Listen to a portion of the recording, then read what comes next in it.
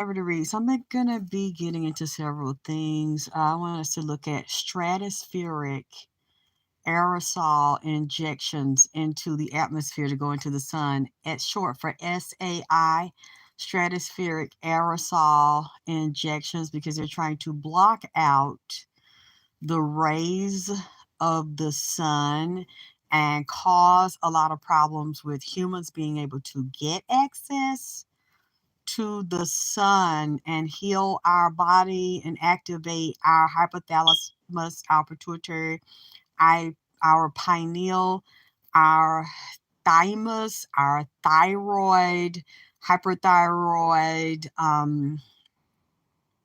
basically the liver, kidneys. On top of the kidneys, we have the adrenal cortex is on top of them, the ovaries, the testicles, the uterus, the prostate, the vagina, the penis, the tip of the penis. The tip of the penis is very important, and it's very, very sensitive, and it's like a radar, and it is the divine equivalent of a woman's clitoris, and hers is a radar too. Just like I would say in the old video, penis power, the penis is a heat-seeking missile. A man can tell a lot about a woman and sense a lot about a woman when his penis and the head of his penis is in her vagina or in her mouth. Speaking of that, I got some penises over here. I have some crystal penises. I have some baby penises, like they're made of crystals. I'm going to show them to you a little later. You can put them on a necklace. You can carry it in a locket. You can carry it in your hand. And I have the time. I'm waiting for them to get here. The type that you can actually elevate your vagina by using the crystal, of course, cleaning them and anchoring the vagina and putting them in the vagina. So what I was thinking, I was going to offer, because I'm tired. I had a long weekend. I guess that wore me out, just being outside and hanging out and shit with y'all young ass bitches, goddammit. But y'all helping me get well, helping me get in shape. But it was a lot on me this weekend, doing all the cooking and hanging out. But it was nice though to be outside. People always ask me for classes, and I've been so tired. Still recovering and getting well. Not completely well yet. I haven't gotten all the. I'm looking for the right people, baby, to come into my house. I can't just have any and everybody in here, especially since I keep my dirty ass, stinking ass ex and ex landlord at my motherfucking house with his stinking old ass, pushed in ass motherfucker, hanging down pie face with a pushed in ass, a goddamn it pushed in dick. That says something about a nigga, goddamn, when they dick be long or average size, then as they get older, the nigga dick draw up and push in. Goddamn it, but the balls be long and hanging down and out. God damn it, like some baby tangerine in a motherfucker. I done seen some old niggas like that. But see, that tell you, they done did a lot of fucking and coming while they were young and didn't put the cum in their body. Plus, they a dirty motherfucker. I mean, what way for Father Time to really get back at a motherfucker? And, what would Jesus do with a dirty motherfucker like that? Push their dick in and draw it up and push their ass in. You see what I'm saying? Karma gonna kick off in their ass, and Father Time gonna kick off in their ass one way or another. And that's usually how the Lord get them back. Push their dick in and pull their nuts down long, like a long cluster of grapes when they then and they dick look like a little biannual sausage, but they done came too much and told a lot of lies to come and told a lot of lies to fuck somebody all and then set motherfuckers up. When it's a dirty nigga when they were young, when they nuts and they ass look like that, goddamn it, and they dick look like they hit my cash up, bitch. Now look, don't start this shit today. Don't start that goddamn shit, because I don't see it in here now. They ain't got time to play with y'all and go through no bullshit, no fuck shit. Put the goddamn cash app in there. Drop and wiggle and make it goddamn it clap, goddamn, because I keep talking. I'm not going to keep talking. I know who y'all think y'all goddamn it playing with, goddamn it. Mr. Big Stuff, who do you think you are? Oh, well, he ain't Mr. Big Stuff no more, goddamn it. Put my cash app in now. Oh, I'm not finna stay with him. I'm already goddamn it tired. You say I have to lay here and talk shit because I'm tired. Hate your wrong, eat how everybody, goddamn it. Nigga got me over here entertaining his guests from Cali down to the ATL, cooking all kind of goddamn it new meals and collard. That shit was good than a motherfucker though. God damn, that shit was good. I got some more stuff marinating now. And I'm gonna hit y'all off with in a few days. Nigga done gave me, goddamn it. So if y'all in Atlanta, you want to play, gonna let me know now. But I'm barbecuing chicken this week. I don't know if I'm put some. I might have some more in there with it. I'm put some barbecue chicken breasts. I'm not using no leg or no wing. I'm using the breasts. That's the cleaner part of the chicken.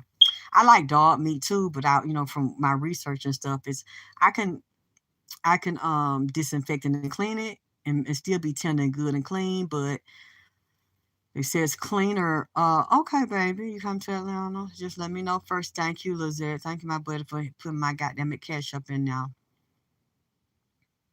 I don't put salt in it, but I use garlic salt, but I don't really use a lot of salt. I use herbs because I can't eat a lot of salt either. But if it's barbecue, my barbecue sauce is spicy and shit. But it ain't. I don't sit up and directly put no salt in it. But I mean, I don't. If you don't want no seasoning in my food, you don't want to get nothing from me, baby, because I don't cook no diabetic food like they do down there at the old folk home, baby, in the hospital. Goddamn it! I don't put direct salt in it, but I do use herbs, and I love pepper. I have a lot of pepper and seasoning and basil and natural herbs and shit and rosemary. I don't use direct salt, but baby, I'm not finna lie to you. If you want some diabetic cooking, bitch, I'm sorry. I'm not the one, baby. I'm not a salt person, but it might be a little hint of it. But baby, I don't make no diabetic plate, baby, with no cauliflower, no white cauliflower, no white bread, goddamn it, no white potatoes with no kind of seasoning and all that shit in there. That's that old folks shit down there when them old folk be undercover pissed in a motherfucker because you getting them that white cauliflower, ain't no color and shit in it. And then they sneak and get they goddamn it homie or they goddamn cousin to bring a goddamn it big box of goddamn it Popeye chicken and cornbread and look and shit. And I'm not one of them, baby.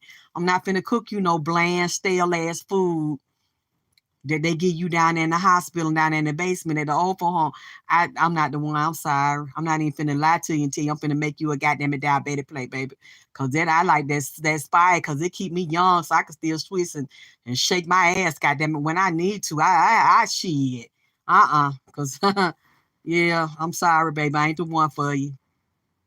Don't even give me no specification because I'm not finna lie to you just to get no goddamn donation from you, baby, and no fucking money for no plate because it ain't me.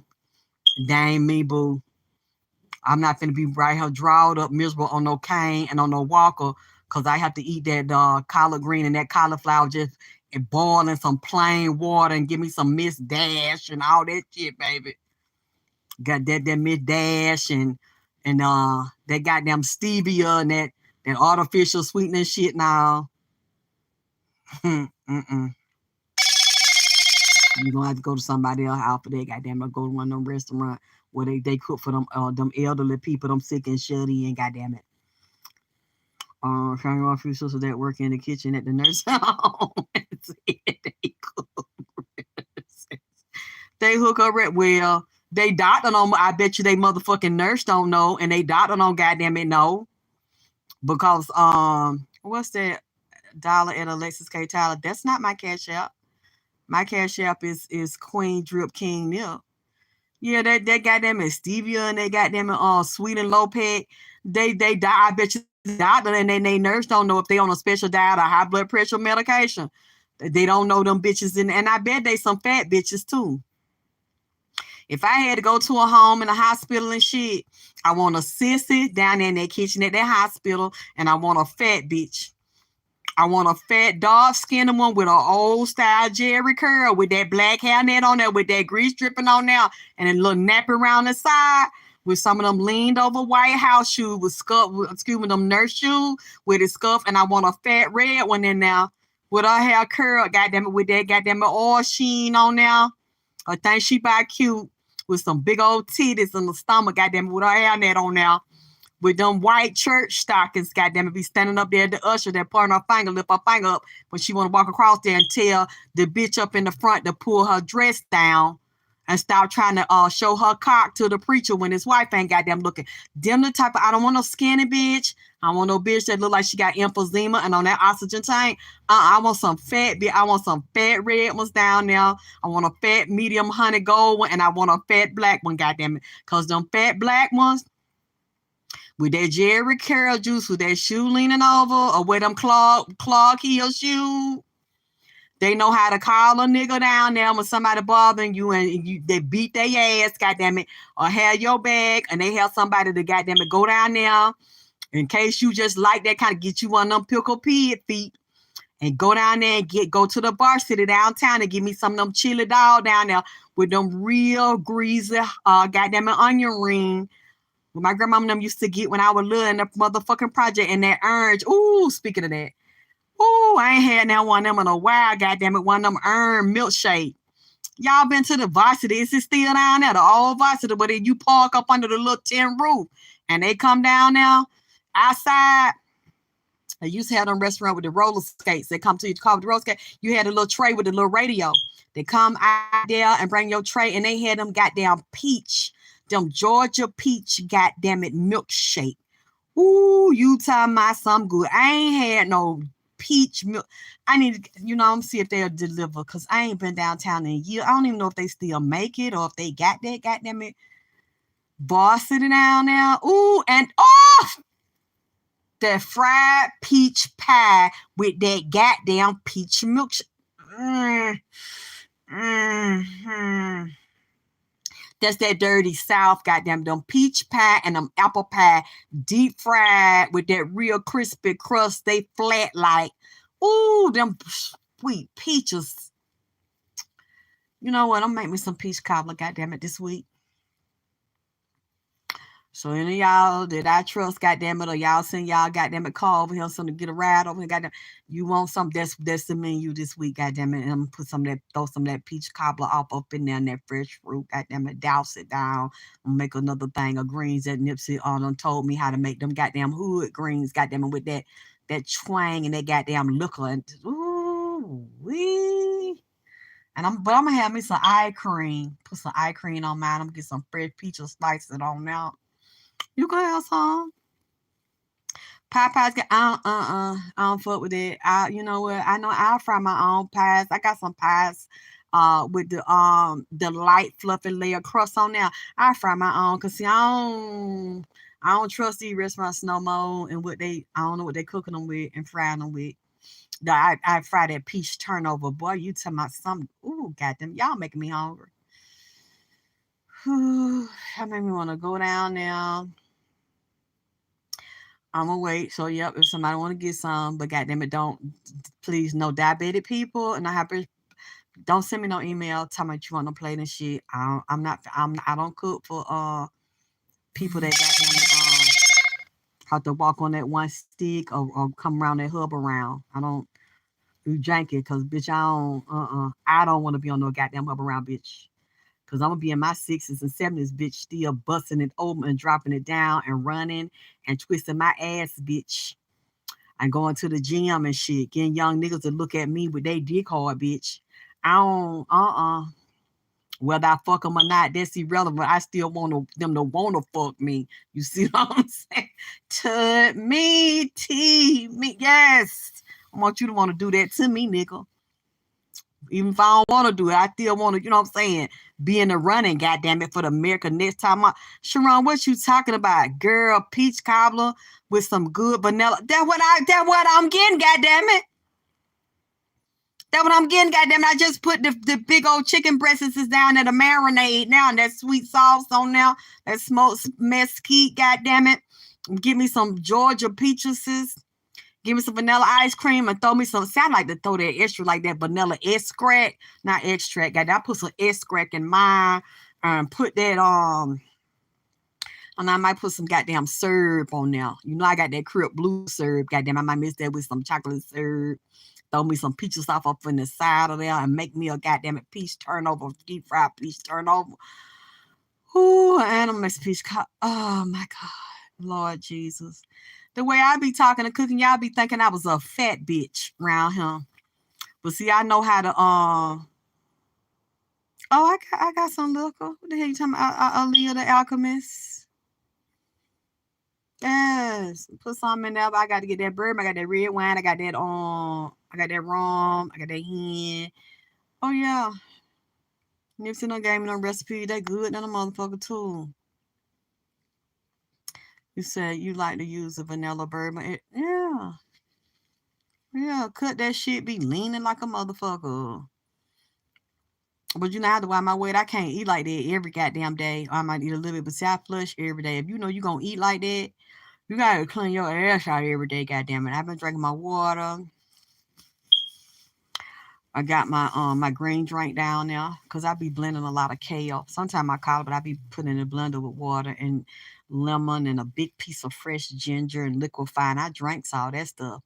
That stopped me from blowing up and shit. Mhm.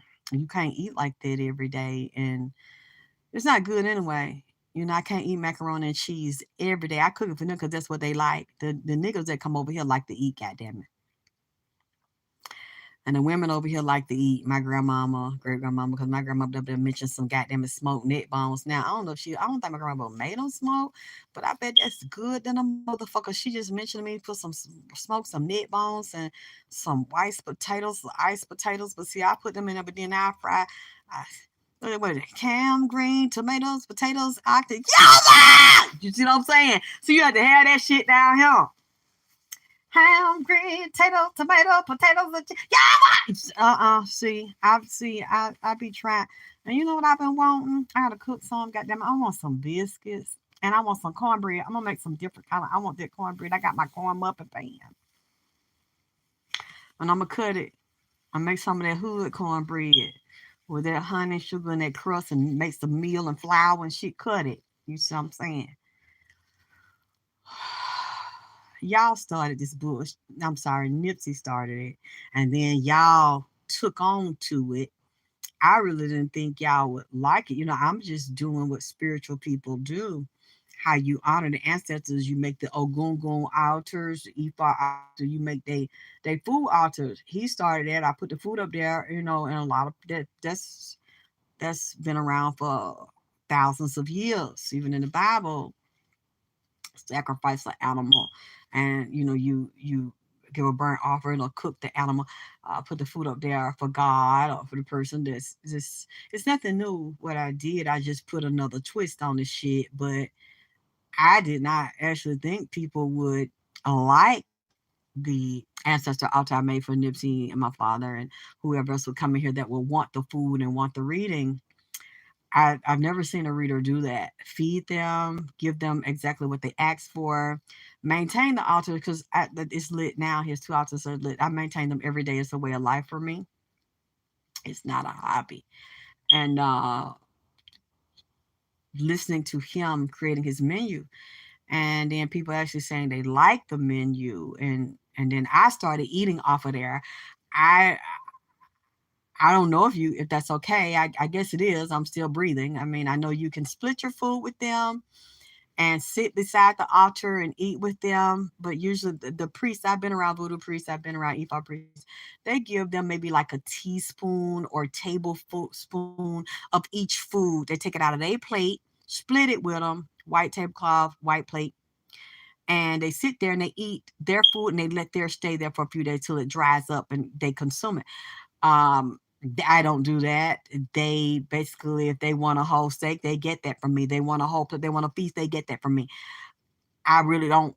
I'm not stingy with the food, and luckily, you all helped me make that happen because I can feed them, and you all enjoy it just as much as I do. The people that you love, that I set the altars up for you, and I love it. I really love what I do. I thought that I would just be doing that, you know, to do Nipsey's readings and do it a short period of time and that's it. But they, you know, there's him and several other people are still here, or they'll come in and out, and they still like their foods. They still like, I think they like the love. They like the energy and attention. They like that you all love them. and they like that I love them, and I take my energy, my time, lots of time, and I'll give it to them. And they know if you like them or if you don't. They know if you want to feed them, if you don't. They know if you want them in your house. You can't really, you can't lie to them. You can't hide anything from them. So they know that, hey, it's a labor of love for me. I don't know, what will happen when I physically die. If anybody will do that for me, I don't really worry about it. I think if it's meant to be that way, happen. But that's not why I do it. It really helps me become a better person. It helps me to learn and become more spiritual. So I guess that's why they picked me to do it, because from the moment Nipsey came in here, he acted like he didn't trust me enough. He didn't want anything to eat from me right then. It was maybe a few months went by, and he came. I was sleeping, and he leaned over my bed, because he will walk around and he'll watch my house and he'll watch me sleep, and then he'll leave, go out. And he came up and he asked me for his first meal. And if you look through my old videos, you'll see I think I had him. It was so good.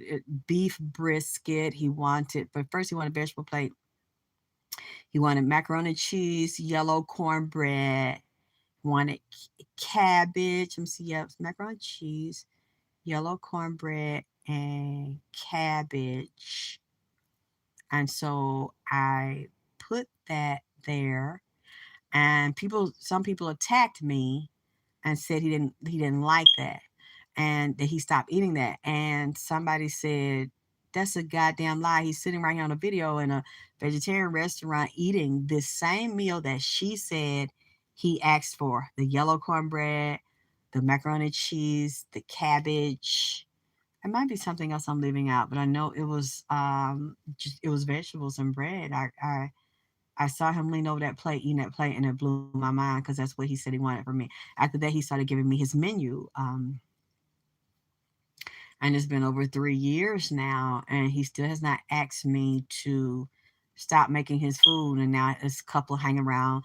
King Bond comes in and out. Now, PNB Rock has been around a lot lately. Let me tell you someone, we're going to get into these things. I can't see you right now. So if you're talking to me, I can't see you. You know how this phone be doing this. I just see my ceiling. I'm going to get into a couple of things because the marine spirits are still here. And I really felt like they were here too when Nipsey's gold beam started coming out Friday. When Candy was here, I've never seen that in my life. Beams come out of the sky, come out of the sun, and it was a big ball of sun. If you can go back and look at that video, and it's back there in the back of me where one of those trucks or vans or something in the parking lot. I've lived here since 2004. I've never seen no shit like that in my life. And I've never seen candles do what they do with Nipsey's candles. That's why I know it's him. And but to go outside and see it, I've never seen anything like that. And then it got more extreme with the two bands of gold, long streams of gold beams going across my face and Candy's face. And then it went, a second beam went down. You can see it on there from Friday. You think I'm lying, because other people saw it. And I felt like too, it was the mermaids out there, the man mermaids, or they call mermans and mermaids. And some of the black leaders that were mega preachers in Atlanta, also connected to Texas, like TD Jakes, and connected to Juanita Bynum, who she's, I think, no longer with them after her husband beat her up and attacked her. And I think she said he had been beating her and attacked her. He went on and got married to a mini me. Literally, I saw that lady that Juanita Bynum's husband married, what was that, 10 years or so ago? That lady preaches and has the same energy. She's like a younger version of Juanita Bynum that the husband married. They probably, I think they might be still together, maybe happier, because, Juanita Bynum is such an incredible, very strong, multi talented witch. I mean, she just is. All those women, from what that mermaid spirit has been telling me, who's a very powerful marine king, one of the marine kingdom, and sometimes they'll call it the queen of the south, or the mermaid kingdom, which is satanic, as well as dealing with astronomy, astrology, numerology, controls NASA, controls governments, controls military, controls politics, controls money, fame, fortune, the stock market, entertainment, rap, music, anything, fashion, cooking, real estate channels, anything dealing with large amounts of people, large amounts of souls, which would be churches, black magic witchcraft, tied from Africa to the United States. That would also be a part of. Okay, y'all gotta step it up because my assistant told me I only got one donation and that's not good, so I'm not gonna stay here that long. Um, These are a part of that marine kingdom or the queen of the south, mermaids, fairies, but the aquatic mermaids and also mummy wata, which I don't see mummy wata as bad because mummy wata is a protector of women, a very powerful spirit as well as a mermaid that's African and also who copied her. When you look at Starbucks, the mermaid, and with the scales on the body, and when you look at the tuna of the sea, as I grew up, they have the blonde mermaid, blonde hair. That is Mommy Water. That's originally an African woman with a big snake on her, the big python. She rules the marine kingdom and she rules the serpent kingdom, which would also go back to Adam and Eve and the Garden of Eden. So that means she is a partner to the male or so-called Lucifer and Lilith. And I have those meditation downloads in my store. But speaking of that, the ones that want a introduction, like I was talking about the crystal dicks, and I'm still waiting for all of them to get to me because they're bigger. I have the baby ones to just carry, but I have the bigger ones. We can do, if you want to do an intro vagina power class and spiritual sexuality class, you can start talking to me about signing up for that class. I think I might start off for like a 1 hour class. The donation is probably going to be 333. And we're going to get into that 2 30-minute breaks. 1 hour, but break it up into 30 minute breaks. So if you want to do 30 minutes, we can just separate that into the half of the three, so 150. But then the whole hour is 333. I might let you do that option if you just want to do 30 minutes. But overall, the class is 333. And we're probably going to do, we could probably do what? Google Hangout or Zoom because it's not a free class. So you're only going to get a code and have access if you pay the donation for that class. So we can get into the intro of sex, spirituality, sex, vagina power. And then we have to do the side on penis power and sperm power, which are very incredible and they're tied to the electromagnetic grids of everything. So when people, ignorant people, think I'm just talking about fucking, I'm talking about sex. This is so much deeper and it ties into the marine kingdom. It ties into the mermaids because everything that they do, religion, music, spirituality, anything they teach, real estate, politics, it's all going to secretly go back to sex cults. And when I was looking at the sun, and like I was telling you about the blonde hair, blue eye, but underneath those blonde hair, blue eye beings, entities that are not human, they projected that racist view onto humans to suppress so-called black people and people of color, where they don't define things about around race like the way we do. When I looked at a tapestry, it's like a big, like when you look at the Egyptian structure of creation and the goddess Nut bending over in the sky, and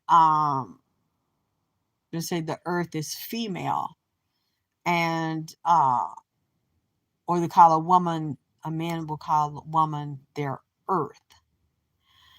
You look up with some of the original goddesses and creators of the universe and the origin of it, like they would say in the past. I'm not sure if these were just Egyptian temples or Babylonian temples. I have to look back and confirm. Whores in the temple. We have temple whores to service the royals, or have certain men that will come and private sex of spiritual prostitutes.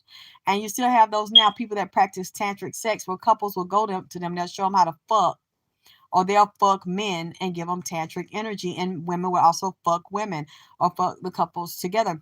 This is a natural part of who we are. And these things go on in the higher realms as well, but they have defiled the sexual healing and the higher cosmic purpose of the sexual interactions, because it's not sex as we know it. It is energetic, and it's a cosmic elixir, like a cosmic fluid, a quantum mind matter, if you will, that is transferred through the mind and the numbers of the mind. But many of you don't know anything about that. You can't comprehend that. And so they bring it down to keep you in the first chakra and in your ass. And in music and television and porn, it's around your ass. And you think that's what sex is. But it isn't. And that's not, I've never taught that. That is an external manifestation of it, a lower one. But if you don't get what vagina power is, and penis power and sperm power, and the elixirs of life, the blood, the seminal fluid, the sperm, the vaginal secretions, and dealing with the G-spot secretions that also connected to the bladder, where you think you're peeing and you're not, and it doesn't smell like pee, but it's a heavier elixir. And when a woman is healthy and a man is healthy, you should be drinking each other's fluids. And it's also by diet, and it's also by numbers, numerology, and it's based on the cosmic beings that you come from. So it's like I can't get into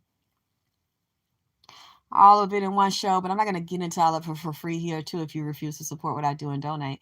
It's the information is too hard to come by. It's too hard on my body to download these things. So I'm not getting into all of this today. I'm just saying that from the sun, you have to watch the aerosol injections they're throwing up, because one thing those beings also told me, that wear the white hair and the blonde wigs, and you can tell when somebody has taken that initiation to where they're a redhead, they're a blonde, or they're a platinum blonde, or they wear black hair, brunette. You have to watch these women that entertain, as well as the man, to see the blonde, to see the colors that they wear, or the colors they will dye or spray paint the hair. But the platinum one is the highest one, the Marilyn Monroe. And that's usually the one that's the most fucked up, that's going to die as an alcoholic and a drug addict, are going to be murdered in another way, but it's still going to be tied into drugs after she becomes an MK Ultra sex kitten and slave, or cloned. So she'll be physically there, but the mind is on the other side of your body here with me, but your mind on the other side of town, and have somebody come and handle her, an inferior, get children by her, then hold the children hostage. Britney Spears is a good example, okay? Anna Nicole Smith is a good example, but then again, they want the programming. And a lot of others that Katy Perry, all these people, you see this and they start to shift them. That is a part of some of the ETs on the sun. Now, some of them on the moon, that's another story. That's another show. You have some on the sun, ruled by the sun, and some ruled by the moon and under the moon. We don't see all these things, and there's more than one sun and there's more than one moon. And when you're dealing with these mermaids, this is where they also come from, and dealing with the maps. What's going on right now, and they showed me, and a lot of those are women. Those spirits that I'm telling you, the mermaid spirits that control the sun, that are connected to the mermaids, that control the sea, and that control, there's a whole nother star system and mapping system that is connected to the NASA system and the military system and the STAR programs that are controlled by NASA, that are also controlled by the military, that I have been telling you all these past 3 years since Nipsey came here about Elon Musk and the man that's over Amazon, that runs Amazon, and the family that's under the man Facebook Zuckerberg, since he's a children of there, and Steve Jobs, the ones that also Nipsey studied and admired, that I saw him on the other side with Einstein and Nikola Tesla. And who is the other one? Bill Gates. All of those are inside of the military, political, and NASA and police programs. Army, Navy, Air Force, Marine, Nipsey, NASA, Navy. Navy would also be military. When somebody tried to argue with me about this the other day when they were talking about the Trump program, Trump's military program is a new program, the space program, and it's really not that heavy, and it's not the first, Space Force, that's not the first military and space program, and like it's separate from NASA. NASA's a government program, but Trump made this a military program. This is not the first time they've had programs that deal with space and military and trying to conquer and dominate space. Other presidents were also under programs like that, and they're a hidden program. I really hate it when a motherfucking bitch try to come to me. They ain't reading. They ain't got no fan base. And if they do, they need to go and read and educate their fan base, trying to tell me what the fuck you want me to know and want me to repeat shit you say as if you're better than me and you're above me and you're more important than me. What you reading about is Trump's fucking program that he started talking about in 2018, implemented in 2019, the same year that happened to Nipsey, and Nipsey started bringing it to me. So you're repeating shit that anybody can fucking see. You're not getting it from the spirit realm like they telling me. You don't know the hidden programs. You don't know the hidden program protocols. You don't work for Trump. You ain't got the secret documents, goddammit. You ain't visited Mar-a-Lago, goddammit. You ain't got the files the nigga stole. But you want to always, I can't stand bitches like that. They want to come like you above me. I know this and that. You know what is public for you to fucking read for the rest of us to fucking read. You didn't get nothing deeper like the shit they tell me and break down. But see, that ain't nobody. And that's why when people try to tell me, oh, you need to go to this reader because she the bomb, this and that. No, you keep going to her because that's who you believe is better than me. That's who you believe has better insight and deeper insight than me. And I don't really give a fuck about it because I don't argue with readers. I don't attack readers. I don't compete with them. But if you like somebody better than me, I really don't give a fuck about it. I don't have a problem with it. So just go over there and stay over there. But don't try to convince me the person's better than me, or I need to listen to what they say, or because you believe everything they motherfucking say, I need to now learn their readings, copy them, and repeat what the fuck they say. I never repeat what another fucking bitch say unless I've already done my reading and I heard it or I spoke to them and I agree with the shit you said because me and you happen to be on the same frequency and we've said the same shit, even though I didn't hear you say it and you didn't hear me say it. If there's a resonance in our frequency, we're picking up the same things. But to depend on another person's reading, well, the spirit showed me this and spirit showed me that, and you need to say it because it came to me and I believe I'm right and I believe I'm better than you and I believe I know more than you. So this is what I'm telling you. It's going to happen. Like the same bitch going to tell me, oh, I know Eric Holder is going to walk. He's going to get away with killing Nipsey. And I was like, I don't see that. And I'm not going to repeat it because that's when the trial was going on. If that's what you believe and that's what the spirits told you, then you need to get out and tell your fans that. Or you need to create a forum and tell them that he's going to walk and nothing's going to happen to him. Yeah, Donald Trump is going to be back president in 2021, 2022. Okay, I don't believe that. A lot of people say that. I'm not saying if he's eligible to run again, he might get back in there. But I didn't see that for 2021. I didn't see that for 2022.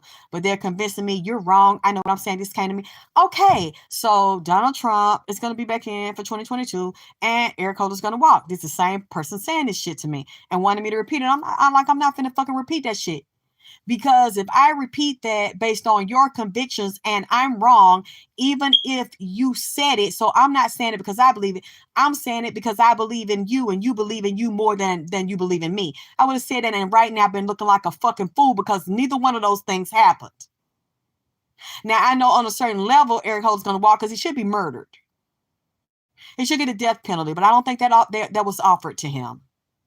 And I do see other things he's going to be doing behind the scenes. He's a flunky. That's all he was, a fall guy. And he wasn't the only shooter. But I didn't see, and I always tell, I said, they're going to do something to him just for showing political reasons and for their peers and political satire.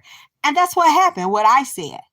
I never said he'd be found not guilty and walk. And I've never told you Donald Trump was going to be the president again for 2021, 2022. And I've had other people that other human beings worship, and everything they say is the gospel. And they tried to send it to me and tell me I need to believe it because they believed in the female, that different women. It wasn't just one female. Different people saying it. I heard black people saying it. I heard white people saying it. I'm not saying it's not true. I'm just saying it's not true right now. Because I didn't see it happening in 2020. I didn't see it happening in 2021. I didn't see it happening in 2022. And correct me if I'm wrong, Donald Trump is not the president of the United States at the and I didn't see it. And Eric Holder did not walk like this. You know what? This is another thing I'm going to say. That it started with my mother, okay? And it ties into these spirits on this sun that I told you about and on the moon. These mermaid spirits will get into people. And they'll be extremely narcissistic and have a lot of fucking mental problems that you don't know that they have. And they have superiority complexes, which are masked by inferiority complexes. So they got two things going on at the same time. And they'll always want to tell you they think they're better than you. They're smarter than you. They're better than you because they have a degree in something or because they're Jewish. You know, these are the kind of people like that because they know, and you didn't create the Jewish religion. None of y'all created these religions. So whatever you know, you read it in a book. So that means I can go learn it and read it in a book. The stuff I know, I didn't get it from a book. You can't be like me, but I can be like you though. Even though you think you're better than me, I can easily go get a degree. I can easily read a fucking book. I can learn a particular, religious doctrines and become initiated, whatever. But you can't go get my knowledge though, because I didn't get it out of a book. But you think you're better than me. You know, anybody that does that, come on, you guys step it up. She just told me it's only 2 donations here, so I'm not going to stay too long on this. If you can't support me, I'm not going to support you, and I'm not going to give you my information that you can't get from nobody else. There's a lady that's been saying this to me. Go reads her books and does her studies. She goes to school, like any school that anybody can become Jewish. Anybody can become Christian. Anybody can study politics because this shit is public. So you're studying something, you're reading something that I can get access to, that anybody can get access to. So you're not better than me. You might be smarter than me in certain arenas right now because you already studied this shit and I haven't, but you're not better than me and you're not more talented than me, because the talent that I have, you can't go get it in a book. God gave it to me. I was born with the shit. But somebody that always want to come around you or want to get on the phone with you and try to put their foot on you and tell you that they're better than you and I studied this and it's what I said because I studied it, and you studying some shit that anybody can fucking Google or anybody can fucking read in laws that have been enacted and shit or policies. You're not better than me. You just read it before I did it and you studied it before I did it. Get the fuck away from a bitch that want to do that shit. That always want to try to tell you. And I'm telling you, the most of the ones that's done it to me are the ones that are up north or from other states that speak properly and don't speak contrarily and ebonically like I do. So you're smarter than me because I speak ebonics and I speak broken English. That doesn't mean you're smarter than me. That doesn't mean that you can see what I see. It doesn't mean that you're better than me. Because if you are, why do you want to hang around me? Why do you want to talk to me? Why do you have to fucking tell me? And then, I'm telling you right now, because who did that to me first? My mother. My mother was the type of person, as a little girl, I won't tell me she was better than me, she was smarter than me, she was prettier than me, she was finer than me. She would always be, no, you won't. No, you won't. You're that way because I was a little girl. And because you didn't teach me anything because you're a stupid bitch. It's so easy to say you're better than a child that's just a fucking little girl that don't even fucking know nothing, ain't even graduated fucking first and second grade, ain't even graduated elementary school, because you don't teach them anything. You don't spend time with them. They're just fucking babies with nothing in their head because they don't have any previous life skills. They don't even fucking understand the world. They don't even understand themselves. They don't even know they're here. So you're better than a fucking baby? You're pretty pathetic to be a grown woman, to be their mother and tell them you're better than them. And you know they're just a baby. They don't fucking know anything. They never been with a man. They never been to school. They never been drinking. They never fucked. They never traveled. They don't know anything, but you're better than them. I didn't hear this shit my whole fucking life. And any mother that tells it to their child and watches their child grow up, and you deprive them of knowledge. You don't teach them anything, and you call them dumb and stupid every day, and you dump them every fucking where nobody loves them and nobody takes care of them, and you don't develop them so that you can call them dumb and stupid and feel better about yourself. You don't have any competition. Anytime you deal with someone that doesn't have the knowledge and the wisdom and the education and the life skills and the experience to develop like they're normally supposed to from a child into their, and getting their child lessons, dealing with people their own age, developing as a baby, moving through the lessons of no talking, no movement, bone being too weak to sit up, to learn to sit up, to learn to pull up, to learn to walk, to learn to eat, to learn to get your teeth, to learn to chew, to develop different words and learn your vowels, and then move through your elementary school and then get your period, learn to date and have your friends, your peers. You don't get none of that. All that stuff, I never got any of that shit. And those are the normal development stages of life that many of us don't get, when we have parents that beat us and abuse us and dump us places and constantly tell you that they fucking better than you. So it's easy to see why somebody like that feels insecure and feels unstable, because you did not grow up properly.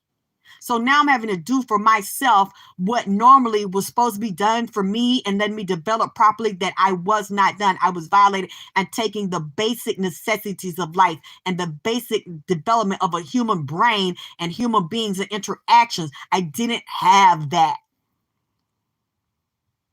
And then constantly being, it's easy to tell somebody that. It's easy to have somebody inferior to you when you fuck them over. And as a mom, and you don't, and if you can't teach them, you get a nanny for them. You get someone in the household, you get a tutor for them. You send them to boarding school, or you send them to schools and other people that will want to be bothered with them like you don't, even though you're their fucking mother. And have male figures around them, and fathers and teachers, the right ones to balance them with the divine masculine and the feminine. See, those things are in the female counterparts also of those mermaids.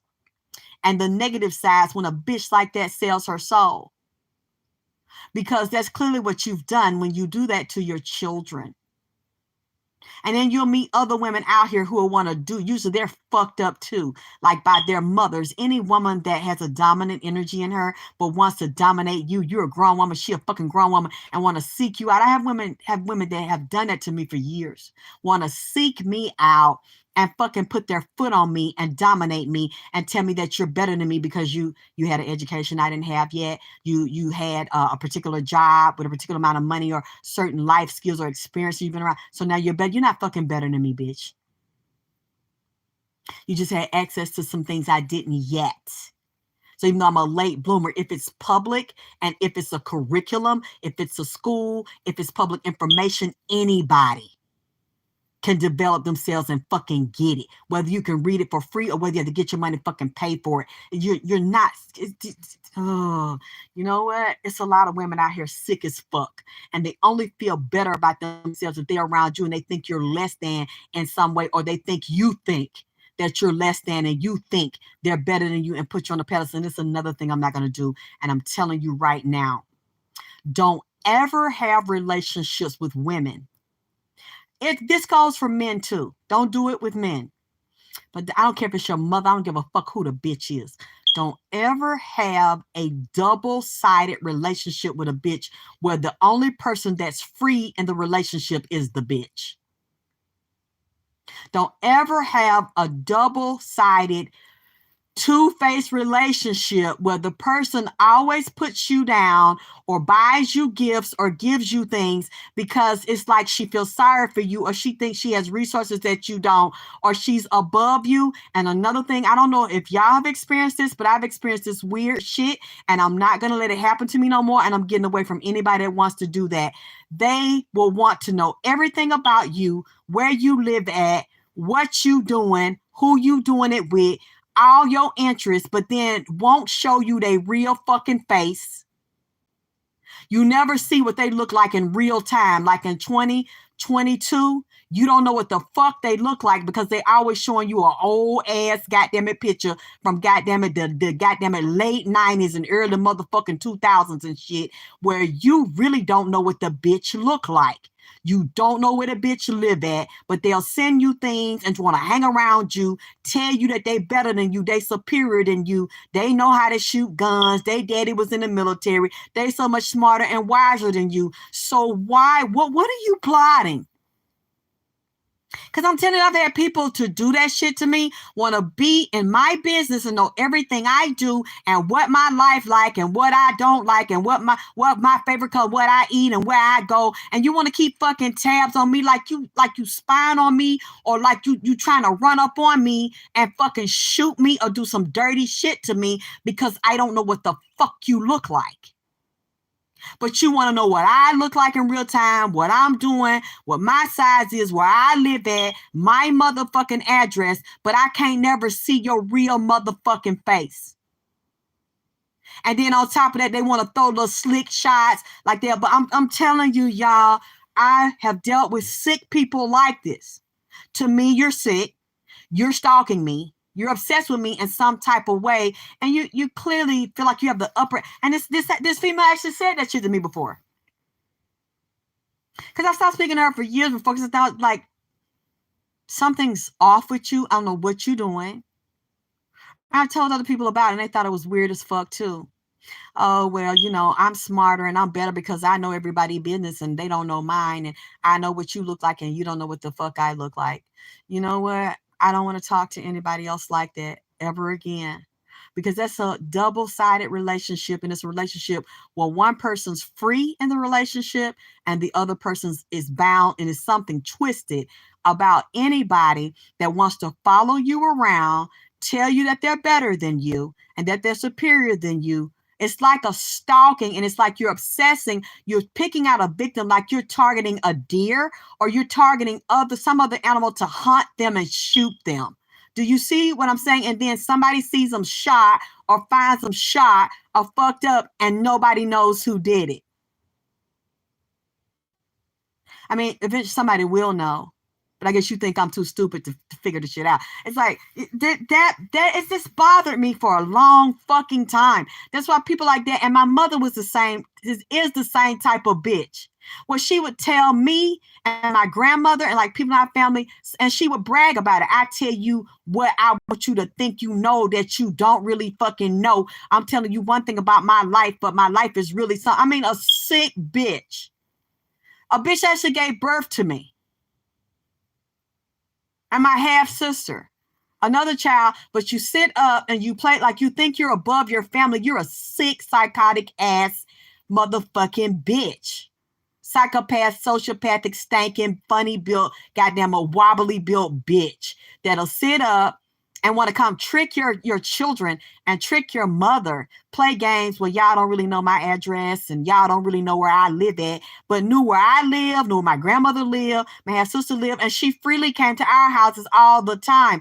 But I can tell you for a fucking fact, and I don't know if y'all ever fucking went through this, I've actually been in my biological mother's house, and the bitch will actually tell me, you can't sit in my living room, you can't sit on that sofa, but then will brag that she let some nigga she fucking behind her husband's back have a key and have free reign over her house. He sleeps there, he fucked me here, he's sitting in this living room, but my husband don't know because he was working one of his 2 or 3 fucking jobs to pay all my motherfucking bills while I'm entertaining niggas over here. Yeah, ever since I was little, my mother has done shit like that to me. You can only go when you're in my house, and it was like a day or so, maybe on a weekend every once in a while. My grandmother had to cuss her out to make her pick me up in the projects to Just keep her over the weekend so I could go to church. But she was such a slick, fat, dirty, funky bitch that she would already have a babysitter. My grandmother sees her take me, drive out of the parking lot, and she thinks she's finna spend a whole weekend with me. But what she really would do, have one of her friends as a babysitter, or our several relatives over there in Bankhead, Code, or Tech Wood Home. Oh yeah, I knew all the projects, bitch. Drop me over there, and I wouldn't tell my grandmother that's where I was at from project to project all fucking weekend. And then she might have picked me up for a minute, took me home, took her bath, dressed up in her beautiful clothes, stockings and shoes, and going to booths to sell dope or suck dick, and then drop me off again. And then on that Sunday evening before Monday school, she drops me at my grandmother's house. My grandmother thinks she don't spend time with her kids. This stinking bitch been fucking and sucking every motherfucking body. And it was like we were orphans in her house. You can't touch this. You can't go in my room. You can't go in my living room. You can't touch my furniture. It's like, and then, but I know what you do, and I know what you do. Spying on me, spying on our jobs, and every job my mother knew about, I would get fired from it and lose it. And then I find out this bitch is talking to my boss, trying to fuck my boss or trying to fuck one of my baby daddies. Because that's what women will do. They'll put roots in their pussy, put spells in their pussy. Go fuck a nigga that you like, or fuck a nigga that love you and he don't know no better. Seduce them, put roots on them. And now from fucking them and having roots built up in their pussy, or period blood, or putting it in their food and seduce them, have a spirit on them to do it, the niggas turn on you and you don't know why. Your whole world is turned upside. I've lived this shit. I've seen it.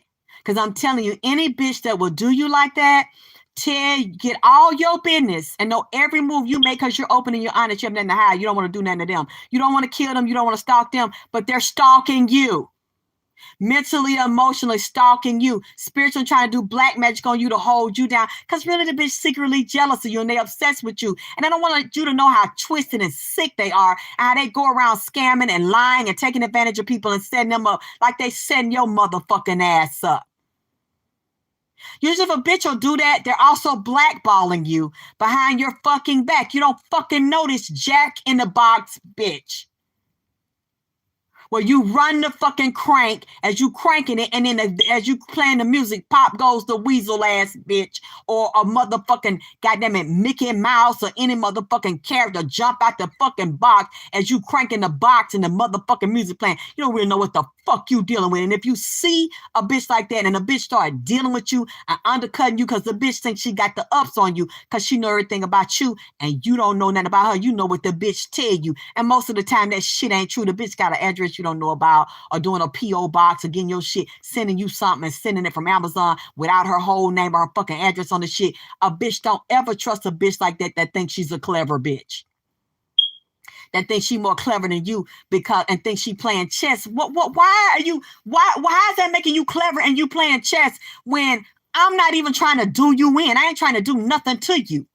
I'm just over here living my life being me. And anybody else that a bitch is doing that to that bitch and stalking the bitch ain't even stalking you back or doing no malevolent or backstabbing shit to you. You doing that shit to her. You setting her up for fucking failure, which means you jealous of her and you obsessing and you are objectifying her as a thing that you want to stalk and you want to destroy. You targeting her to destroy. This lady ain't did shit to you, but you want to do it to her. So it's not even a fair fucking game. It's not two warriors. It's not two stalkers. It's not two serial killers. It's not two treacherous bitches playing. It's one good person that minding their own fucking business, that ain't even thinking about doing no shit to you, that you done now targeted them. They're the innocent person. You're stalking them. Yeah, I've been noticing this shit, man. And you think because I talk country or because I don't mention it, I never voiced it, you think I'm a stupid bitch? And that's just stupid about me. It's a lot of shit I see, and I just don't fucking say nothing about that shit. Or I'll talk like that, and you think because I talk like that, I'm dumb. And I'm not fucking dumb. Or because you went to school and I didn't, still don't mean you're smarter than me. And even if you are smarter than me with a book, you're still not smarter than me in a spirit. And the spirits come and speak above anybody, and they see any and all things. So even if you fool me, you don't fool them, and they'll tell me what the fuck you're doing and what the fuck is going on, and I just act like I don't fucking know. And that's what I'm telling y'all, because I bet you I'm not the only one that has been through that, and it started with my mother. So whenever somebody reminds me of my mother, Whenever I see them character flaws in them traits, you're gone. Because you're trying to do something to enslave me, but you're the only free person in a relationship. It's like, this shit been on my mind all weekend, and I told somebody like that. I told a woman like that I've noticed been doing that off and on to me for over 10 years. And I stopped speaking to her 10 years ago, and I see she's still been lurking around to try to see what the fuck I'm doing when I thought the bitch was gone because I didn't speak to her and I had nothing to do with her. Then she started sending messages speaking to me again, and I thought it was a very intelligent person that I respected and admired. And now I don't respect you, and I don't admire you because you don't respect me. Just what I described is what this lady has been doing to me. I'm not taking nothing else from her. I don't care how smart she is. I don't care her information because the information she knows, anybody knows it. And I'll just take my own Jewish classes. I get my own Jewish books. It's plenty of other Jews I've met. I can go to Jewish class in Atlanta. She didn't create this religion. She didn't write these books. She didn't write the Bible. She didn't write the Talmud, none of this shit. So this shit I can learn on my own. Somebody that does shit like that, you don't mean me no fucking good. And this has been on my mind for years. Whenever somebody, and I've had niggas to do shit like that to me, I don't fuck with them either. That's why I'm telling y'all who are listening to me that have been done that way or had mothers like that, had niggas like that, had stepfathers, for anybody in your life that talks to you like that and degrades and demeans you and then do sneaky shit like that. Because that's how my ex was, my landlord would do shit like that and was a totally separate person with a totally separate life. And I was always being a good person. Well, I'm going to be fair to you and keep my word. Thinking this nigga was being fair to me, keeping his word, and he wasn't. And you know what people like that thought? Like he thought about me. He thought I was stupid. Stupid and weak and easy and dumb because my word is my bond.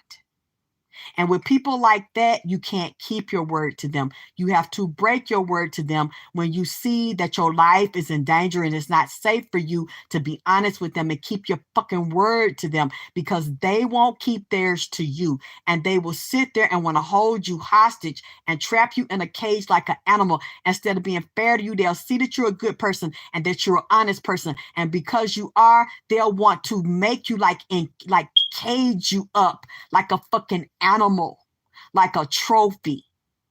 Put you a doll on a shelf and dog you out, and you've never done nothing to them. For some reason, people, when they meet good people, they want to take that person and they want to destroy and humiliate and bind that person and then humiliate and degrade and demean that person.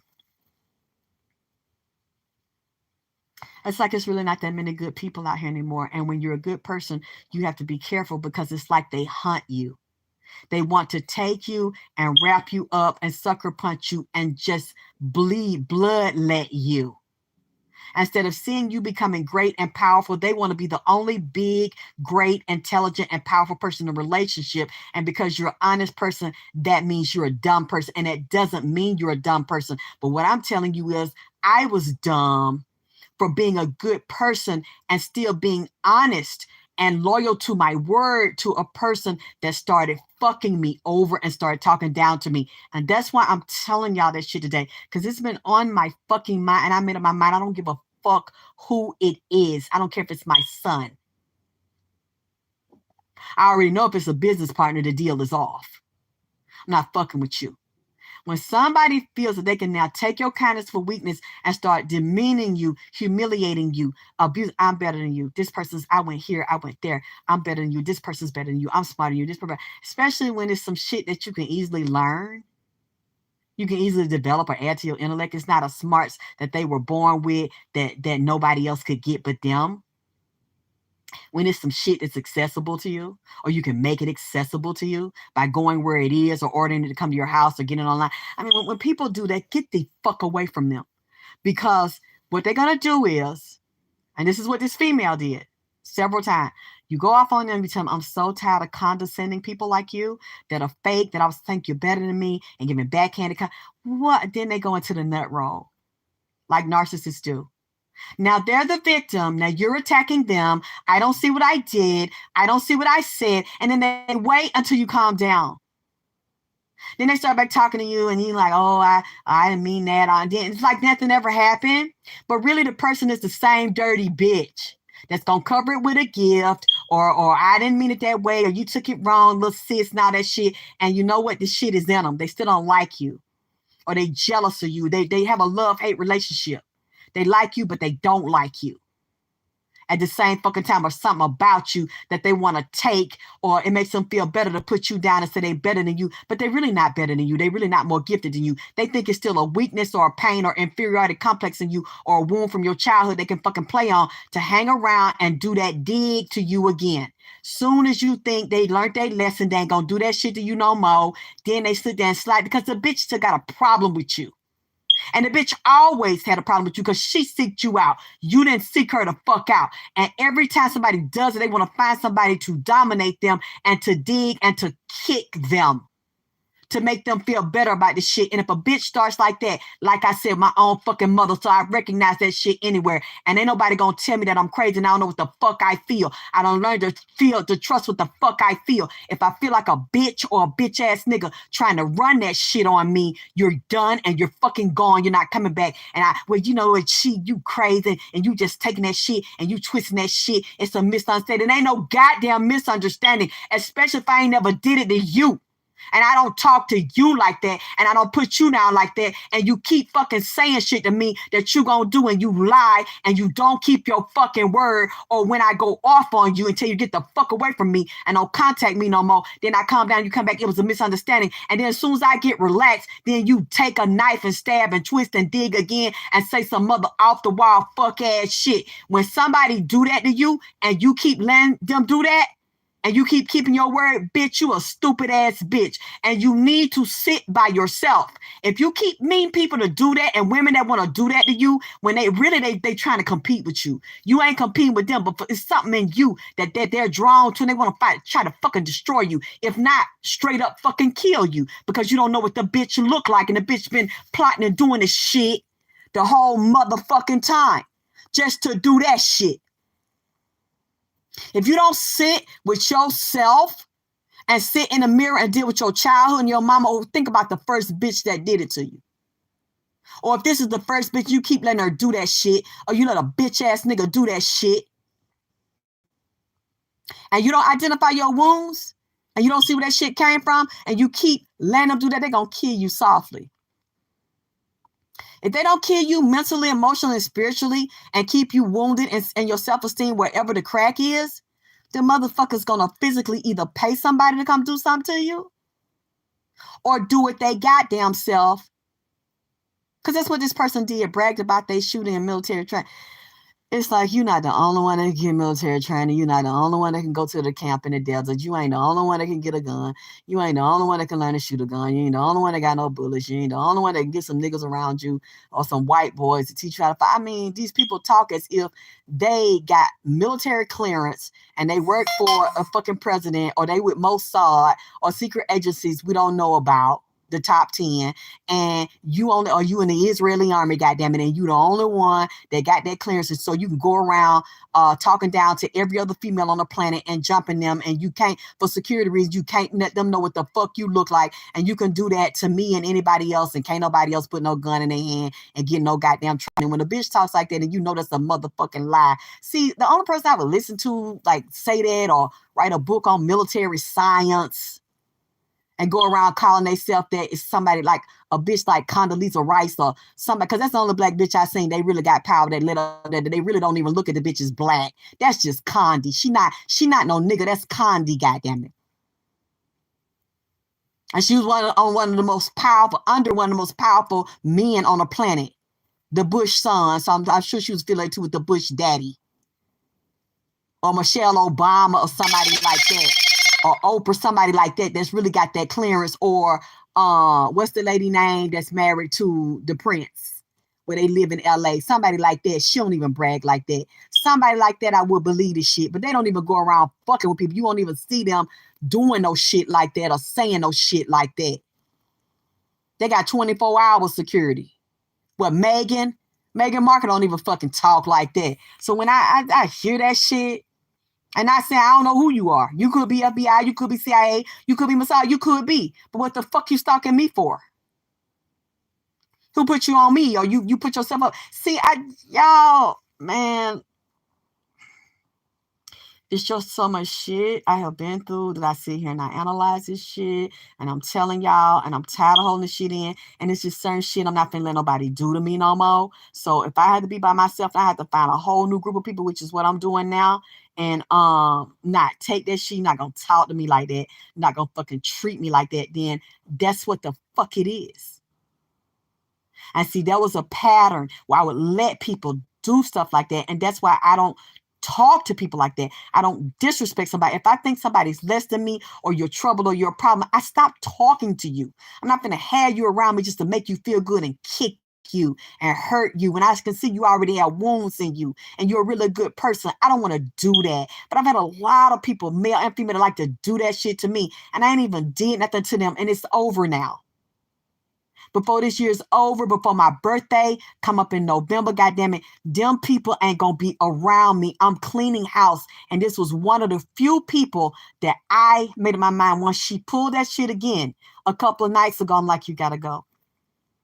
And I've told you that before and then let you come back and told you that before and let you come back. It's like you're gone. I ain't letting nobody. Because if I keep letting people do that shit, that's not on you, that's on me. Because it's clear something in you that like to do that. And it's something in you about me that I don't know what your fucking problem is about me that you haven't completely dealt with within yourself because you come to me. I don't come to you. So something you want to try to destroy in me and hurt me, and it makes you feel better about yourself, but you're not doing it no more, bitch. You're not doing it no more.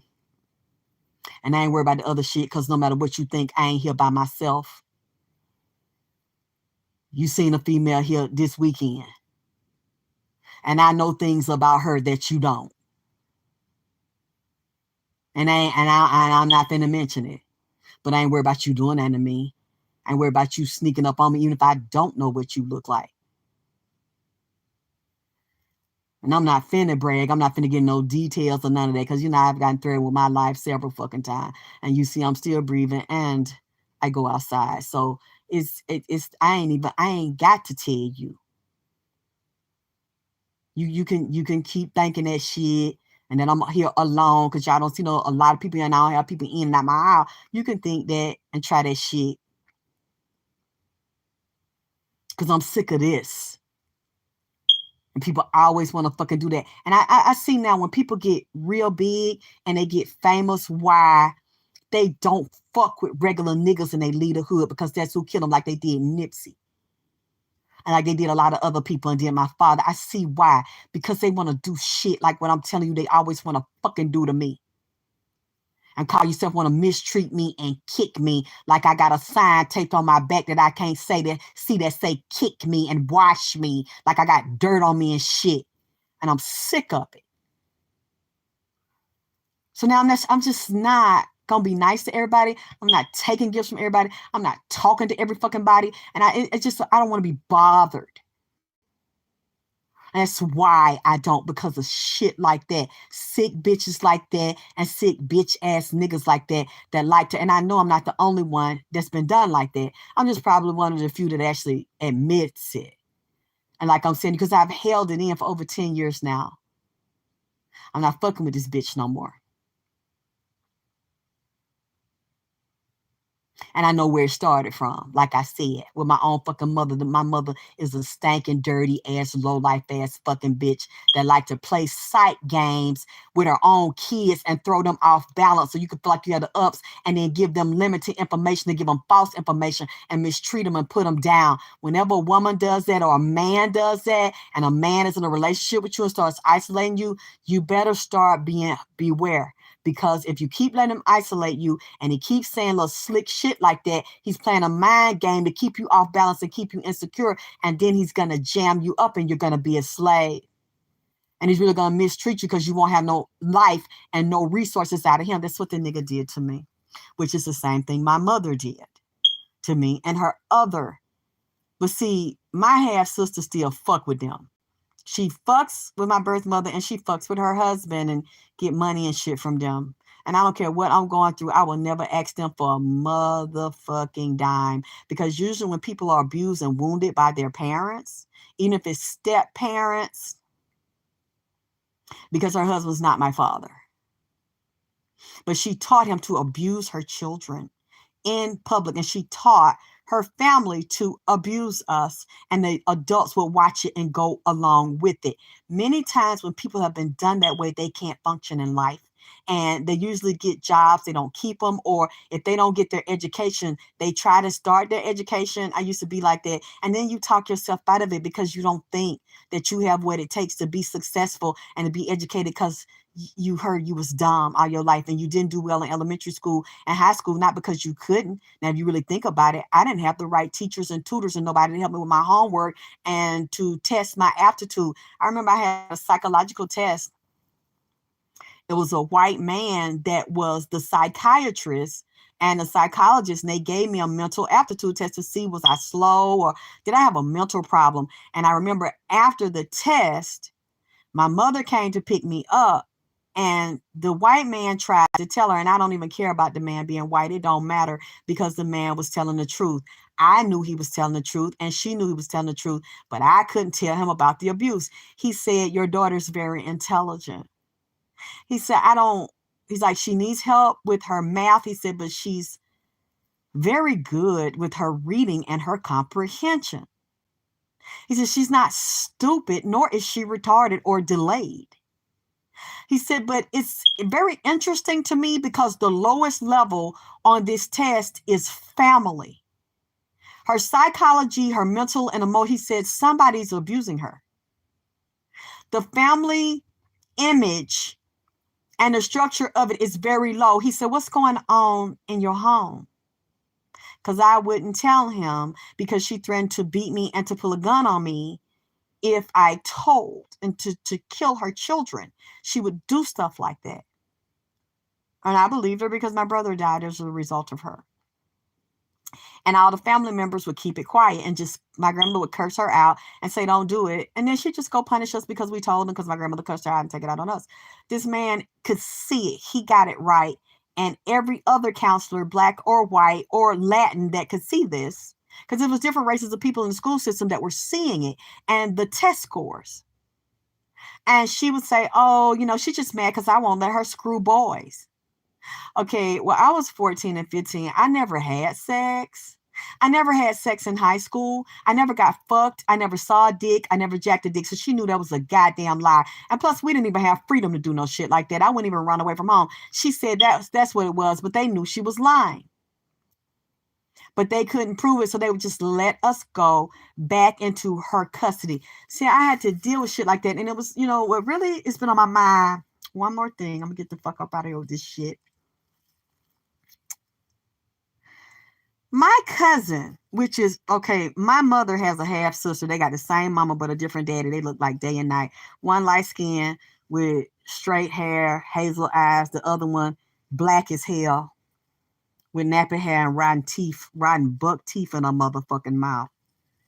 Okay. That's my cousin's mother. They would sit there and watch. She didn't even like my mother because she had color issues.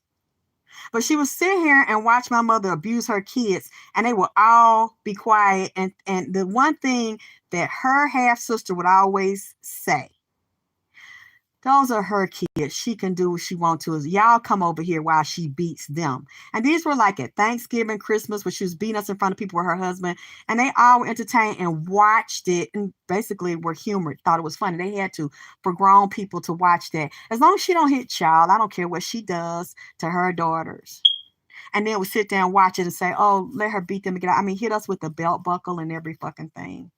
And it was some days I went to school with my face bruised, a big belt buckle, bloody, like a bloody cyst up under my skin, where I had to fix my hair to cover it so nobody knew or hit me on the neck or something. The burn, where I had to I better make up a lie and say that I did that to myself or I fell or something. And the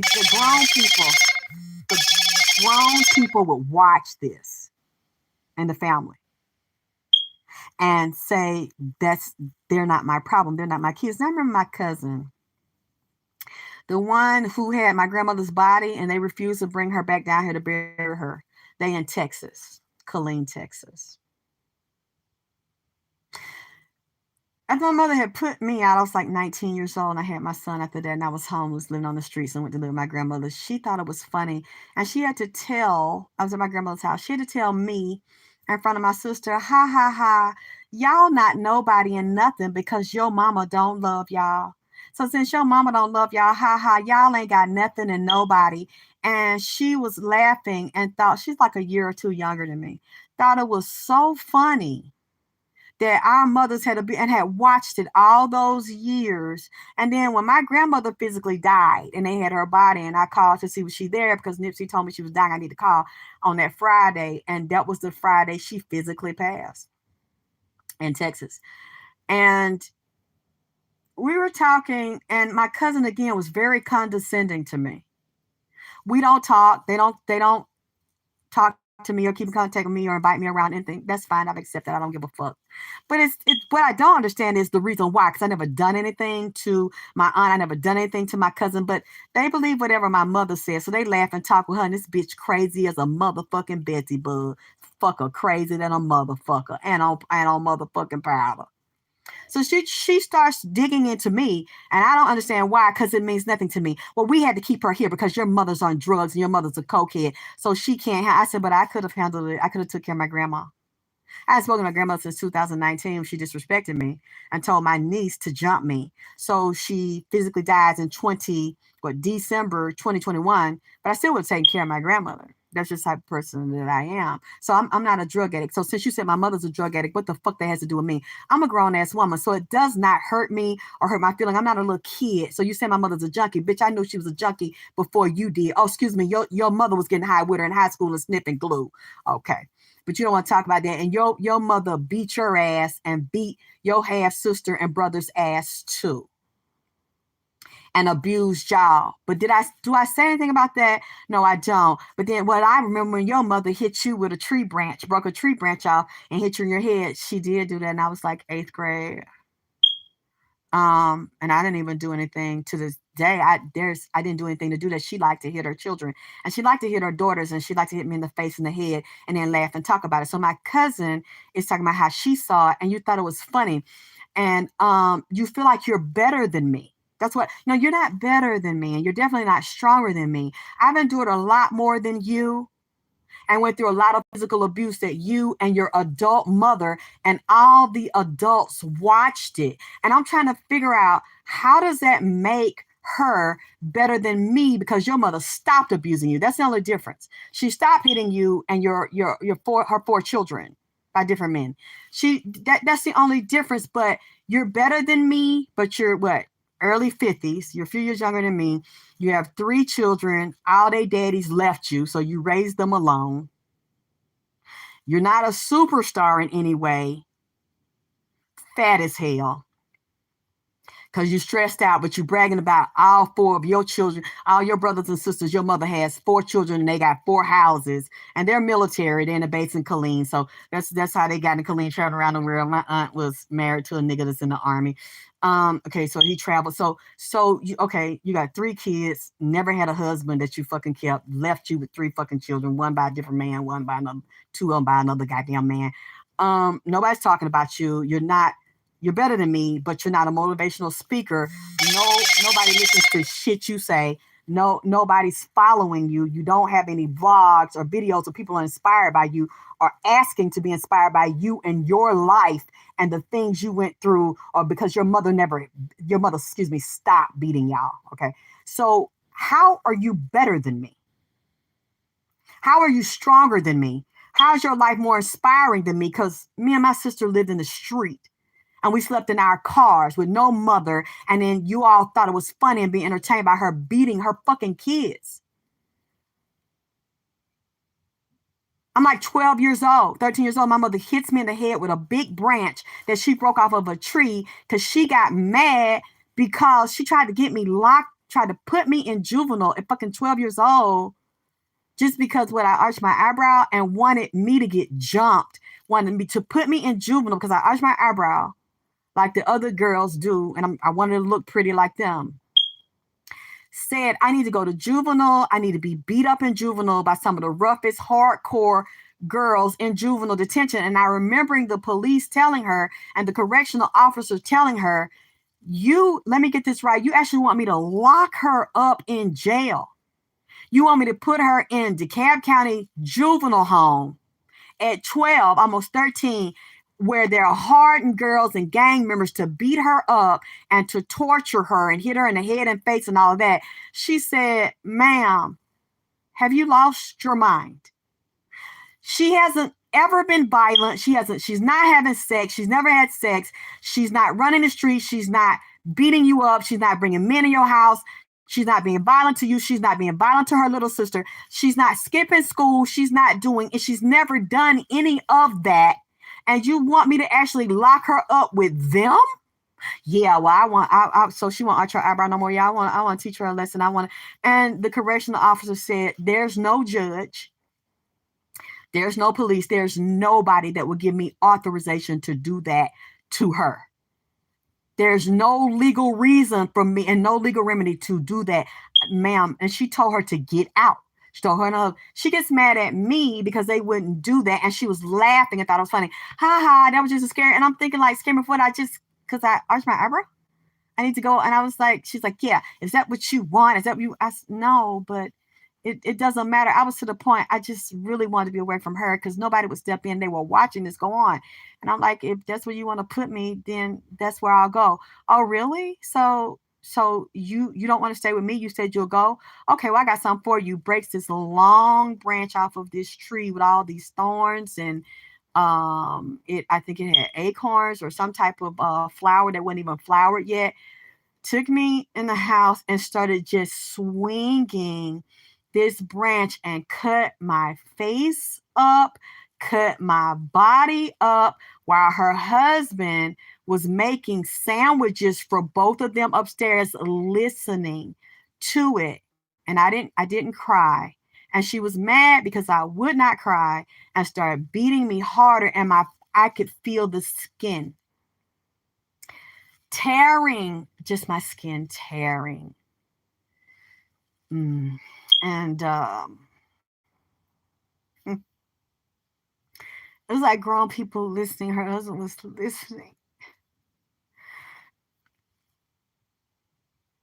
And I remember her going upstairs laughing, and her husband was laughing about it. And he was like, I'm making a sandwich. And she's like, oh, give me some extra mayonnaise. Give me some extra mustard. Give me a pickle and tomato. And like they're eating and they're laughing about this shit.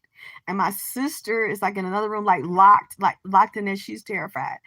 And my grandmother knows. And then my cousin, I think she's seen her do that to me one time.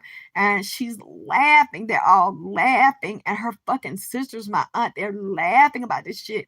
And they're thinking this is funny. And when my grandmother physically died in December, my fat ass cousin, who looked like Alf by the nose, is sitting up there fucking bringing this shit up. And then you want to say you're better than me? How the fuck are you better than me? Because I endured that. I watched my sister and my brother be abused and beaten, my brother being beat to death. And that never happened to you, but I'm still here and I'm speaking, I'm sharing my life, and I'm still healing from this shit at a later age. And you're better? How the fuck are you better than me? Or how's your mother better than me? So when your stepfather, who's in the military, that she's not whipped, I seen him beat her fucking ass in the projects and sit on top of her. This man's like 6'2", 6'3", sitting on top of her with his army uniform on and kicking her with some books. And I never went around fucking telling nobody. And so I'm thinking about this while she's saying this shit on the phone, what happened to me. And I'm like, but you didn't intervene. Why don't you talk about how your stepfather beat your mother's ass, and not just beat her ass while he was in the army, and beat her ass in Germany and Texas, every city y'all went to, every country y'all went to, he beat her ass there. I literally, as a little kid, watched him when my grandmother's at work, sit on her, and she's begging him to get the fuck up off of her because he's so much bigger than her, and he's slapping her in the face while he's sitting on top of her on the fucking floor, refusing to get up off of her, slapping her in the head, slapping her in the face, kicking her. I'm sorry, I think the phone went out. I'm sorry. Saw this abuse to women. saw this abuse to her mother, but did I laugh about that? No. Did I bring that up? No. But you want to talk about me and how, oh, I saw your mother hit you. It sounds like you have a problem with me too. Because there's nothing about you that anybody could buy a house. Anybody could get a house. Anybody could go get a job and get some money. That's not special. So she started naming these things, and my grandmother's laying in the goddamn morgue at this time, moved from the hospital to the fucking hospital morgue, and you're trying to take digs at me and tell me that you're better and your four brothers and sisters are better because all four of them have a house, and you know, I remember seeing you when you know, when you were a teenager, get hit in the head. Nobody will ever do that. Not you, not nobody will ever fucking do that. But when you're a child, that's like laughing at someone, a man that got beat up by the police. And it's a one-sided abusive relationship. You can beat them and you can overpower them, but that person is a legal officer of the state with a badge on. So they can kick you, they can beat you, they can pistol whip you, they can shoot you, and you got all these wounds and you're almost dead or you're murdered. And now they blame the victim and laugh at the person, but you can't hit the police person back. It's an uneven fight. And when you're a child, you're a victim and you're the legal custody of the adult. If you're not an orphan, if you're not a ward of the state, or they're your foster parent or your natural parent, they have legal rights over you. There's nowhere for you to go. Everybody is consenting to that shit in your community, in your tribe, in your family, and they're watching this happen to you, and they're enjoying it happening to you. Well, that her mother did it to her. My mother ain't doing it to me. And then the grown bitch and the other men around, well, y'all move over here. Let her do that. And they were eating, entertaining themselves, talking and watching her do that to her kids. Nobody called the police. Nobody called defects. Her sister never stepped in and said, you don't have to do your kids like that in front of everybody. You want to whip your kids, you can do that shit at home. It was like a public pastime. And nobody else in our family did that to their kids, but she did it to hers. And I think about that shit now. Just like my cousin said, so why didn't you tell me that you all had taken my grandmother from here and that she was suffering, and now you have her in Texas and you won't bring her body back here to be buried with her mother? That's her wish. She's always told us that since we were little.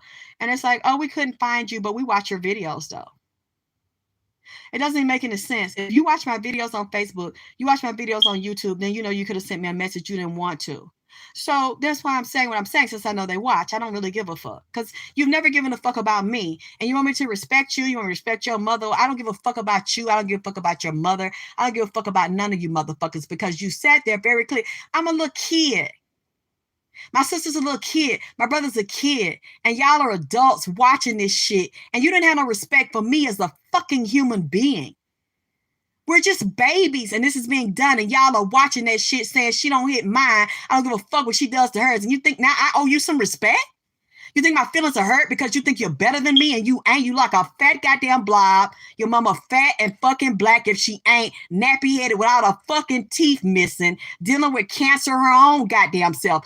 All these women in my family talk about they better than me. Either they got cancer in their titties, cancer in their ass, hair missing, teeth missing, miserable with no good dick in their life, living with each other, and ain't got no husband that want them, or no nigga, or no Mexican, or no white boy, nobody that give a fuck about them, and they all alone as fucking women, all up under each other, talking about me and talking about every fucking body else, and they're miserable as fuck. You might have had a job, you might have retired from it, you might have some money, you might have a house and might have a car, but your cock is cold and diseased, or your titties are cold and diseased, your mouth is fucked up, your hair is fucked up, and don't no real motherfucking man of any motherfucking race want you, because all y'all divorced, y'all ain't married, probably sneaking a nigga in, get some dick here and there, and you're fucking miserable. But you're better than me? You couldn't be fucking better than me.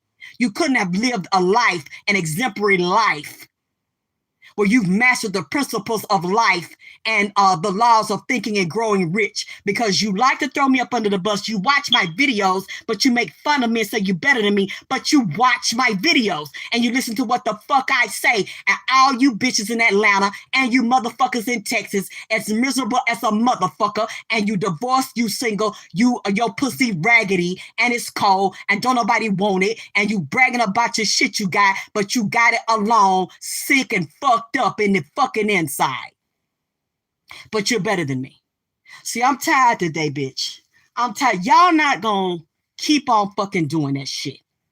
It don't matter what I've been through. I'm not ashamed of shit I've been through. Yeah, I'm hurt about what I've been through. I don't like what the fuck I've been through, but I can't do a motherfucking thing about that shit. And I have made up my mind I'm gonna rise above all that shit. And I'm a head buster and I'm cutting jugglers. And ain't nobody gonna make a fucking victim out of me no more. Ain't nobody gonna make me feel like I ain't shit because of shit I went through as a baby that I cannot motherfucking help. And ain't nobody conquering me. You ain't putting your foot on me, bitch. You ain't better than me, bitch. I ain't letting you be motherfucking better than me. Especially when I look at your life and I look in your ass, when I look in your pussy, that says everything. When I look in your mouth, when I look at your heart and I look at your life, bitch, you're alone. All y'all bitches talking about me clustered up, living together, or living close to each other with no good dick and no good calm, and ain't no niggas busting nuts up in you that's really nourishing you, because you wouldn't have cancer in your breasts, and you wouldn't have to get one cut off and reconstructed of both of them. You wouldn't have a lonely pussy trying to find people to be your fucking friend and then watching me and then stabbing me, but you keep watching me just to fucking stab me, but you miserable, don't no nigga won't nail one of your motherfucking ass. You might as well be motherfucking bumping pussies and drinking each other cats and drinking out each other motherfucking G-spot and licking motherfucking each other calm, because it's clear you're not evolved. You're not in vagina power. You're not a superior female entity or being above me, because you're a fucking mess. And you work to brag about your house to get a motherfucking check, because ain't none of these niggas giving you no time, no energy, no wedding band. All you motherfuckers is spiritually bankrupt, good dick bankrupt, mentally, emotionally, spiritually motherfucking bankrupt, especially if you want to go back in my life as a child and you want to talk about what happened to me as a little girl, as a kid that I couldn't fucking help, and that's all you can fucking do, because I bet you ain't nobody beat my ass now, bitch. Ain't nobody putting their foot on me, no belt on me, no tree branch on me, bitch. And the one that did it is a fucking drug addict, my biological mother, and a mental health patient that's finally been clinically diagnosed as crazy as a motherfucking sucker, crazy as hell, and sick. And y'all just as sick. To me, anybody that could watch little kids be beat on and say that, well, as long as you don't hit mine, I don't give a fuck what she do. Innocent kids being beat on and violated. You know, it's a lot of people wouldn't be able to endure what happened to me. That's why I seen other women in my family and other people that's been done like I was done. They heroin addicts, they fentanyl and cokeheads, they drunks, they let everybody fuck them, they prostitutes, they strippers. They put themselves in a position to be killed because they don't have the nerve to kill themselves. And they struggle with addictions through life because of shit like I'm telling y'all what fucking happened to me. And they not strong enough to fucking endure that shit. And then more women and more men come in their life and start heaping shit on them, and glad that they like that, because they see there's a beautiful girl or a beautiful man that's got all this potential and talent that they'll never see motherfucking manifest, because they can't get over or come up or out of or around about what the fuck happened to them. And they'll like seeing them like that and never want them to realize their potential, because they know even as a junkie or even as an abused person, a lot of these people are more talented than them bitches that got to go to college and got their degrees. That's all you got. But a lot of times, these people that are sick like that have been abused, are really more spiritual and more psychic and more gifted and more talented than the motherfuckers that didn't happen to them. And they have a degree or working or something, but you don't want them to know. So you want to keep, I'm better than you. You're only better than me, or you think you're better than me because of my early abuse and early possible demise. That's the only thing that make you think you better. But bitch, you are an illusional, delusional, crazy, fat bitch. And a sick bitch. Because anytime I see a woman that can't get no man, can't get no dick, all her relationship fucked up, all her children growing up without their daddy in the house, and they never married, your pussy sick. Because if we had even playing fields, And the shit that you still laughing about, it happened to me at 10, 11, 12 years old, 13 years old. My mother hit me in the head. I couldn't, because I bet you the bitch won't do that now. Since I've been grown, ain't nobody did that shit to me, bitch. Even when I've over here been halfway sick, ain't nobody did that to me, bitch. But you laughing at somebody that was a child when it happened to them. So that's what makes you superior to me. You sound stupid as fuck. And if we had an even playing field and I had a better mother and those things didn't happen to me, it would be so many more things that I would have already done that I'm not having to teach myself to do now. And then I guess you wouldn't have anything to say that you're better because I was beat up and my sister was beat up and my brother was beat up. But you were beat up, but not as bad as we were. And your mother stopped abusing y'all physically and mentally and emotionally. But still, what do you have? What is your intellect, your spiritual gifts, your actions, your husband? Oh, you ain't got one. Got 3 children, different men and shit, raised alone. How? Please explain to me how you are better than me. How you are above me, because a house don't mean shit, bitch. It ain't the governor's mansion, bitch. It ain't Trump's house. It ain't Oprah's house. It ain't a celebrity house, bitch. You can barely pay for the shit. You're not a multi-millionaire. Your mom ain't multi-millionaire. Y'all ain't broke no records. You not living in multi-million dollars estates in Texas. How you better than me? How you know what, man? I just had to get that thick shit off my throat today and out my motherfucking chest. And hopefully some of you that have heard this shit that I'm going through and I'm working through and healing, if you done been through it, maybe I minister to your spirit today. Or maybe you can go back and listen to it and break some of that. Because I don't know if any of you have been through shit that I've been through that will listen to this or that's under the sound of my voice right now. I don't really care about how you think about it. Y'all can laugh too. I don't really even give a fuck at this point. I'm still making it public, things that I've gone through and things I've struggled through. My afflictions, my pain, my trial and tribulation, the ball and chain, the things I have to drag along, the weight of the things that I have fucking deal with that I'm still hurting through and learning through. And only had family members that laugh about this shit. Why you think I don't fuck with my physical family? Why do you think how I appreciate the ones that is family to me and treat me better than my family ever been and love and support me? I don't speak to none of the motherfuckers. I don't deal with none of the motherfuckers down here. And I never fucking will. All I talk to is my child. And that's it. And now I don't even hurt no more about not having no family, want nobody around me. I'm fine with this shit. I could be my own motherfucking family. But just bringing up what that bitch did and that bitch said, the one that always had her motherfucking face, and then direct throw rocks, it just brought a lot of shit up in me.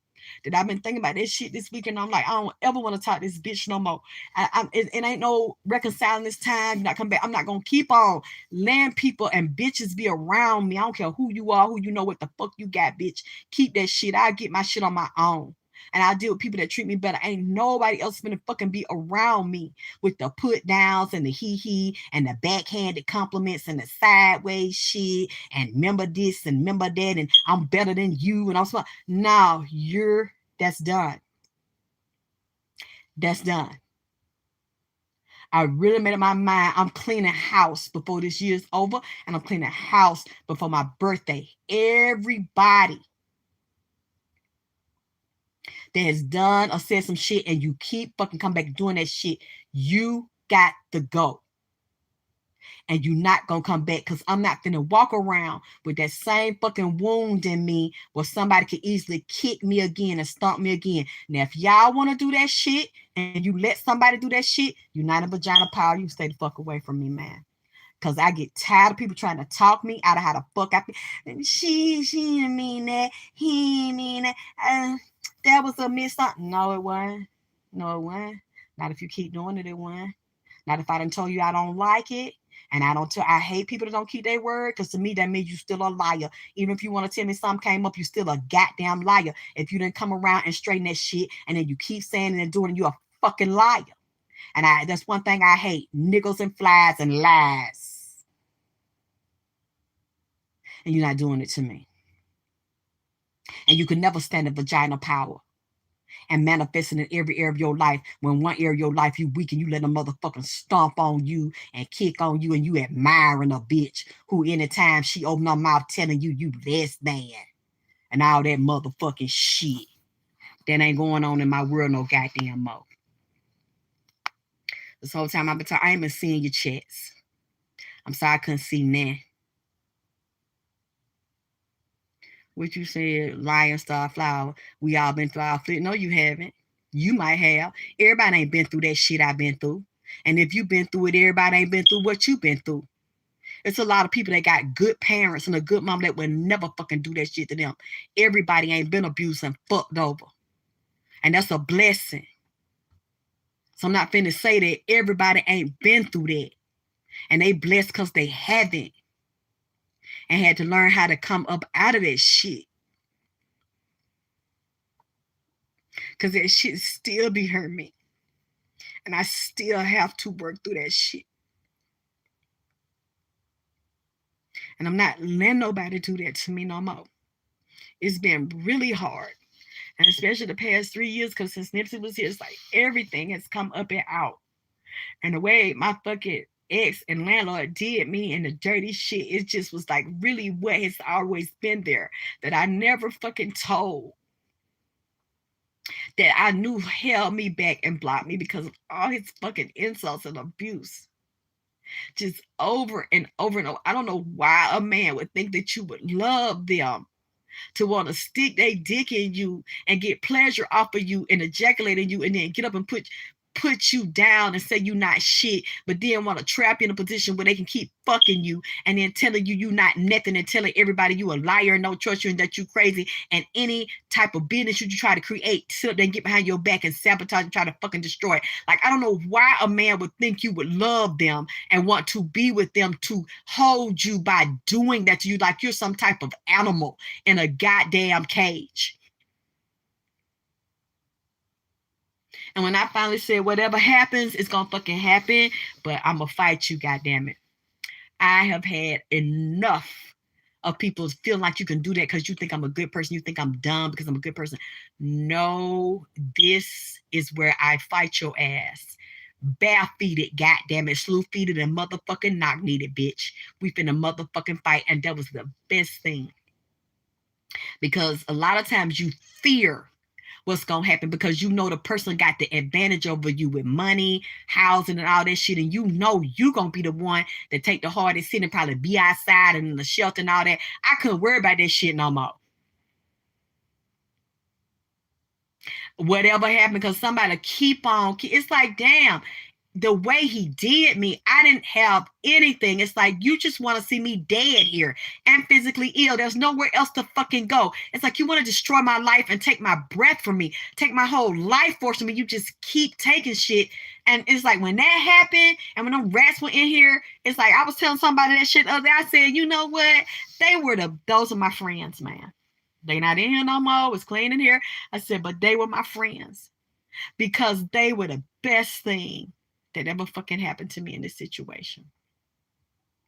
Because if they wouldn't have came in here and started goddamn sitting on Nipsey furniture, doing damn pillow fights, knocking the pillows down up there, drinking that man liquor and eating that man goddamn rib and goddamn collard greens, I didn't, like I said, they were so neat and clean with it.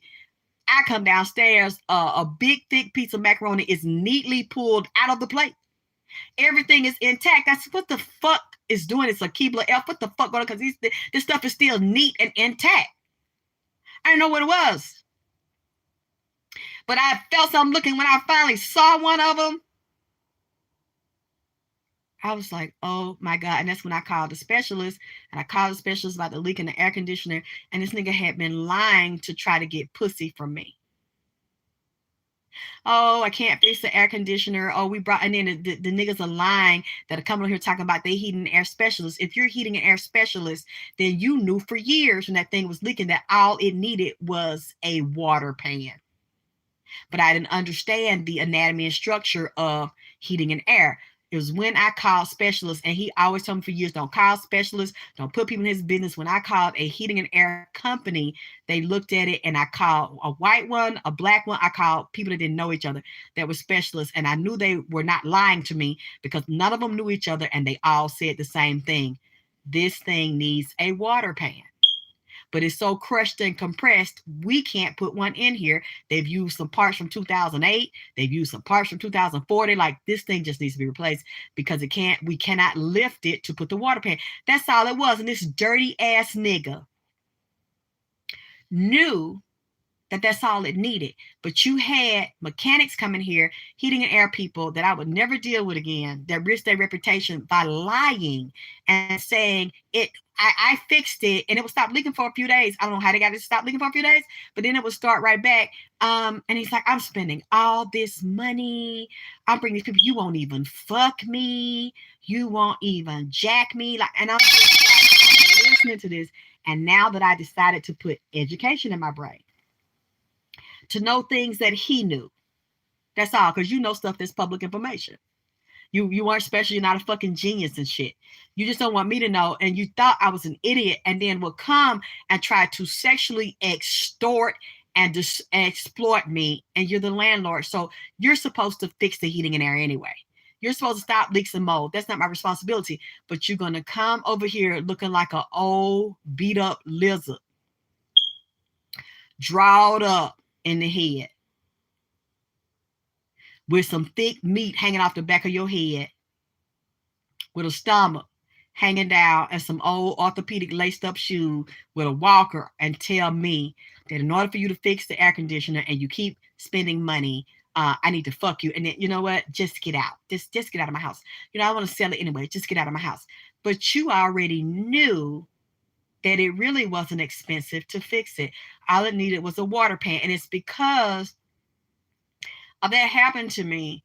And Nancy says, you need to stand up to him and fight him or just get the fuck out. He's like, this is a dirty ass nigga. And I'm like, well, what are you talking about? He tried to fix it. He's like, no, he's not trying to fucking fix it. Why don't you wake the fuck up? This nigga playing you. And I'm just like, okay, when I can't exit. And they were just walking through here and they didn't want to leave. They built them apartment in my goddamn wall. And that was the best thing that could have happened to me. Because they didn't try to bite me or hurt me. They liked it here. They clearly liked it here. And they liked their meals and shit because they moved in. They got a sofa. They stay in the blue room. They don't turn Nipsey blue room to the goddamn boom boom room when they in there smoking and getting this dick sucked, and then babies was in the fucking kitchen. I couldn't believe this shit, but I knew, I'm like, no, you're not gonna run out of here. You're gonna move through it because you're believing in fear. I was so scared of them that I was like, I'm gonna get out of here because I was afraid of them. And it's like, they carry COVID, they carry these things. And I said, I'm not leaving here in fear. I'm not leaving here in fear. I'm going to sit here with them because it's something they want me to know or something I need to learn, I need to see. That's when I stood up and I fought. And then I started hiring experts to come here. I need you to look at the heating and air. I need you to go up in the attic. I need you to tell me what's going on with this. I need you to see where the holes are. I needed to be educated. And when I did that, I realized this guy's been making a fool out of me this whole time.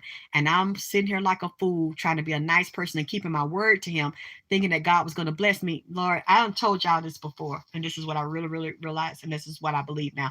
I'm not on that Jesus shit.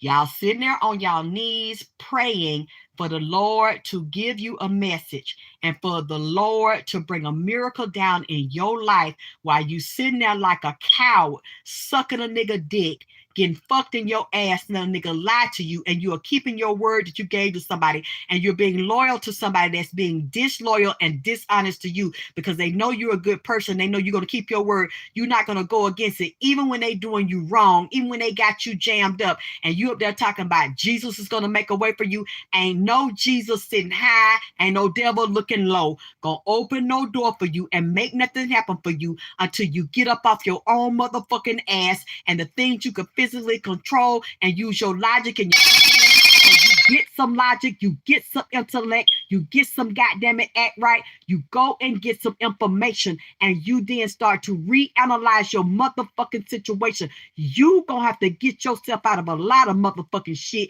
that you think Jesus and somebody else and luck and hope and keep hope alive. Bitch, this is not the Jesse Jackson goddamn it Rainbow Coalition, bitch. You dumb bitch. Because I was a dumb bitch. Because what I realize now, being a good person and being an honest person, you're seen as a stupid bitch. An honest person's a stupid bitch. When you dealing with somebody that's flipping that script on you and keeping you unstable, saying one thing and then doing another, telling lies to you, being dishonest and deceitful, and we're going to have this money by this particular time. We're going to have this house by this particular time. Alexis, I'm going to get your business by this particular time. And years go by. And you still holding on. Okay, he changed the date. Okay, he moved it up. Bitch, it's been 15 years, bitch. And he keep moving it up. And he keep trying to fuck on you, bitch. And suck on you and tearing up shit. And you keep your word. You a stupid bitch. Being honest doesn't make you a good person. When somebody's disloyal to you and you're still loyal. When somebody's dishonest to you and you're still honest, it makes you a dumb bitch. A stupid, mentally, emotionally unstable, delusional bitch that's out of touch with reality because you don't want to really sit down and write that shit out. You don't want to rewrite the contract you made with yourself and this dirty ass nigga, and you really don't want to look at the facts of that shit, that you a dumbass fucking bitch. This nigga's laughing at you. This nigga getting everything he want, living it up, and he's the only one that's free in a relationship while you a slave in your own motherfucking mind by your own good deeds and by your own good principles and your own good judgment that somebody taught you, your mama, your grandmama, your church, even though my mother them would say don't lie, do this and that, and they would lie and fuck and suck dicks and all that, but still telling me, don't you be like me. Do as I say, not as I motherfucking do. I believe them principles and I believe the Bible and I believe the proverb, but what I realize is that shit is not, you cannot apply that shit in your life when you dealing with a goddamn liar and a nigga or a bitch that done flipped the script on you and they are no longer living by them principles. You a stupid bitch, and whatever the nigga do to you, you motherfucking deserve that shit, because ain't no change gonna come, bitch. You is not Sam Cooke, bitch, and you can sing that shit and holler that shit and cry that shit and read your Bible and ask your spiritual sisters and brothers to pray for you, bitch, but that shit ain't gonna never motherfucking come to pass. Anything good ain't gonna never fucking come to pass to you when you keep on standing in the good and the principles, and you dealing with a nigga that done showed you the nigga or the bitch got character flaws, and they keep on taking shit back, reneging, lying, creating situations for you to suffer and have hard luck and watch you suffer and get off on that motherfucking shit, and then having her tell you you need to jack my dick. But you need to suck my dick and I can fix this today. It won't get fixed. It won't get sucked. It's going to get fixed though, but I realize I got to fix it, and now I got to do what I don't want to do. I'm going to bust your head like you've been busting mine. With deceit, treachery, and lies. All the put downs you say to me, now I'm finna say to you with your ugly ass. Oh, fugly ass nigga. Funny built ass nigga. Oh, stankin' in the ass nigga that can't control your bowels or your dick and your nuts. I know a nigga ain't about shit. I don't care how much you got, how much money you got when your dick start getting real short and you can't pull your dick back up out of your ass. Why would I trust what you say when you can't even manifest and control your own body and control any cum come out your ass and your cum go back in your nuts, so as your nuts pull back down in your ass like you got a female vagina, so you going back into your feminine state, and then the cum back up in your prostate, and then go down and fill your nuts up where your nuts look like a long sack of grapes. So now it looks like you got a pussy with a clit and two nuts on it. Why would I believe anything that you say? Huh? I can't even respect you as no motherfucking man, because if you really in penis power and you in sperm power and you really running it from your first chakra all the way up to your seventh into infinity, and you righteous and you got honor and integrity, your dick wouldn't pull into a pussy like that. Huh? My clit longer than your dick. I'm more masculine than you are feminine. And now this nigga done came in here, goddammit, and provoking me. Nipsey's provoking me.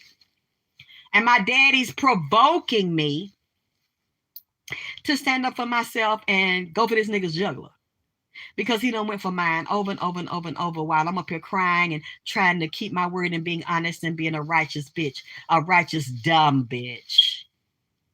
Because he said, see, you're a good person and you forgive everybody. You forgive. After he had just done this to me. And I said, I'm thinking to myself, where's this nigga getting this from? Because that's the old me. I'm not gonna, there's no way I would forgive you for what you just did. I'm a head buster now. We some head busters. I ain't never scared, and I'm finna go on to do this to you like you have repeatedly done it to me. And then started lying and trashing me and telling people I was a liar and I had a mental problem. And there were no rats here. There was no trash here. There was no holes here. And that's when I took the picture. I said, do you see this nigga with these gold highlights in his head? Walking through the attic from the other nigga house over there where ain't no food at, coming over here to get ready for their goddamn cornbread and collard greens and drink they liquor down there and sit on Nipsey's new goddamn couch I done made him. I said, see, here it is right here. And then the inspector said, wait a minute, you're the liar because we just saw all this. She just emailed this and put this on her YouTube and shit. We see it right. You did that and you didn't have to. I said, no, yes, I did. Yes, I did. Because I see how you are, and now your dick done came up there and turned into a vagina, so it's like it's two women's up here talking, but I'm more of a woman than you because my clit is long down, longer than your dick, and you think and it's sitting up and shit, and your dick is like a little clit hanging out with a little slit for a pussy up there to get play pussy, get fucked, so I need to be fucking you. You think I'm finna respect some shit you? No, I'm finna fight that ass. Because I knew Nipsey wasn't gonna respect me, my daddy wasn't gonna respect me. Nobody gonna respect me if I let this happen again. Man, the animals weren't gonna even respect me, goddamn. Running all through here. I had to take dominion over my life and in my world. I got he ass. Not got his ass. I got he ass. Do I regret it? Yeah. Why? Because I should have did it sooner. I should have left him 15 years ago. But I didn't have the nerve and the courage, and then having the type of family I just told you about. Always talking down on you, and I'm better than you, and I'm smarter than you, and then talking about me to the nigga. I found out they was talking about me to him behind my motherfucking back, and he's talking to them. And then now, what he gonna say was, before he did this to me, I thought you was like all the other women and no good. I thought, but see, now I see you not like that at all. You really a good woman. You really a good person. And I stopped. I couldn't even move. I'm staring at him. I said, so is you trying to say like we need to get back together and take another go at this, that you have abused me all this time because you feel like I was a gold digger and I went shit and all these years of abuse? I'm supposed to forget that and we supposed to work this out? And the doctor said I can have sex again. So what they got to do with me? There's just no way that I will ever forget all the abuse and I didn't deserve it. And you think I'm gonna get back with you? Because now it took you almost 20 years to see that I'm not a bad person. No, when people do that, they already know you're not. Because even if you was a bitch, you'd be better off being a bitch dealing with someone like that, because they'll take everything from you while you're still sitting there thinking, because you're a good person and I'm going to hang in here and I'm not going to leave like everybody else did. And I'm going to show I'm a good person. I'm not a gold digger. You will leave broke and probably real fucked up with a lot of health problems and dead, or wishing you were dead and on psych meds, or already be self-medicating. Because a nigga like that would really want you to commit suicide, or they'd want to blow your fucking brains out or set you up for somebody to do it. Why? Because it's something about you that they also fetishize. They have a fetish. It's something about you that's fascinating to them, that makes their dick hard, like they have an obsession with you, but also they can't love you because they don't really believe you want them and that they deserve you and that you really love them. So now you're going to get the punishment. And they're going to keep you there to keep sucker punching you. And they'd rather see you die in their custody, because you're literally in their custody. You're a POW. Die so they can say they were the last one with you. They were the last one fucked you. And then every memory from that moment on will be them associated with you. So now you putting some respect on their name and you making them stand out with their ugly ass. But see, the thought of you actually being happy and living the dream that they know they're too twisted and sick in the head to give you, they'd rather see you dead. They'd rather see you character assassinated, dead financially, bankrupt, broke mentally and emotionally, and they want to see your body destroyed. They want to see you look like a real old, drawn up 100-year-old woman. Because that way, okay, nobody wants to fuck her anymore. Nobody is fucking her because nobody want to. And nobody want to look at her and get a hard on. They don't want, they did. So now you can leave like that. Now they'll let you leave like that. And a junkie that anybody can skeet and fuck on, so you'll never get nothing, never had nothing in life. You see, look at the bitch over there on the side of the corner sucking dick behind the dump. See, I knew it. I knew the bitch wasn't shit. She see, now she ain't with me. The bitch done really fell down and fell off. See, that we want to happen to me. It ain't happened to me. I've gotten better. He hasn't talked to me in months, and it's the best decision. I just feel so happy I had to deal with this octopus-shaped ass nigga no motherfucking more. Either that, if you're not living like that, dead or half dead and dead financially, reputation destroyed, nobody respects you, nobody believes in you, everything you do goes downhill. Because I've heard niggas do that when I was growing up. Oh, she ain't with you, and what you don't know is they got somebody spying on you, telling them what the fuck you doing.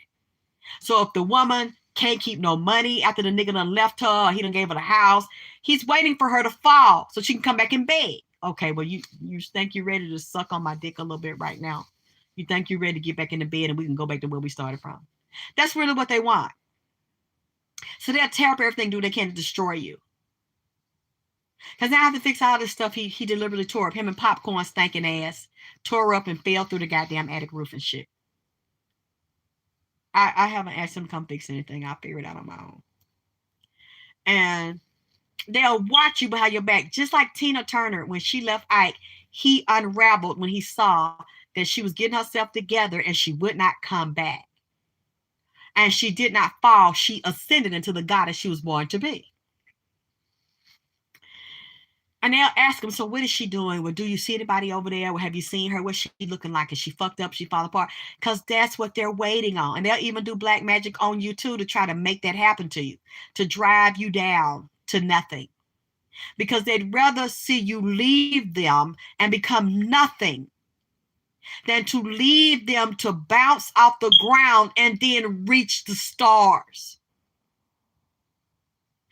You know what, man? I'm finna get the fuck up off here. I ain't finna bore y'all no more with this bullshit I'm saying, man. Y'all, if you ain't been there, I don't know if I got a lot of younger women in here. Y'all don't really understand, man. And if some of y'all probably going through the shit, but you really don't really fucking understand. I'm gonna stop wasting my goddamn breath. I can't see anybody in here. Once you say pink illuminated TM facts, talk that shit, mom. Okay, that's right. They can't kill you. When they see that you ain't one of them tag and you fly high, then you'll see them start going down, their health going down like Ike went down. See? Like Ike went down because he wanted that for her. Out of other women he fucked, there was something special about her, and he beat her and punched her in the face as she was little. But T.I. still, not T.I., but Tina still, no matter what happened to her, she would always get back up, get back up, get back up.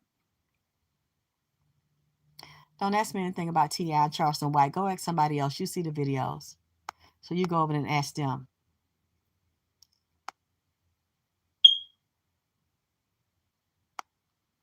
Especially if you're not donating over here, don't ask me about no T.I. If you don't want to hear what the fuck I'm talking about, get your stanking in the ass. I'm over here. You don't lead me or take me to another subject, bitch. a bitch nigga. Thank you, game dog. You say I feel you and I hear you loud and clear. Yup. Because I'm not finna sit here. You don't tell me and lead me where the fuck you want me to go. But you said there are a few YouTubers and celebrities wearing like Tina Turner wigs. Baby, I wonder how Tina Turner's doing. Because I haven't seen her. I don't know if she's well and how she's doing. Just like I was talking about them blonde wigs. And you know who else I'm wondering about? Chasmine Bowman came in here was talking to me last night about Kanye West.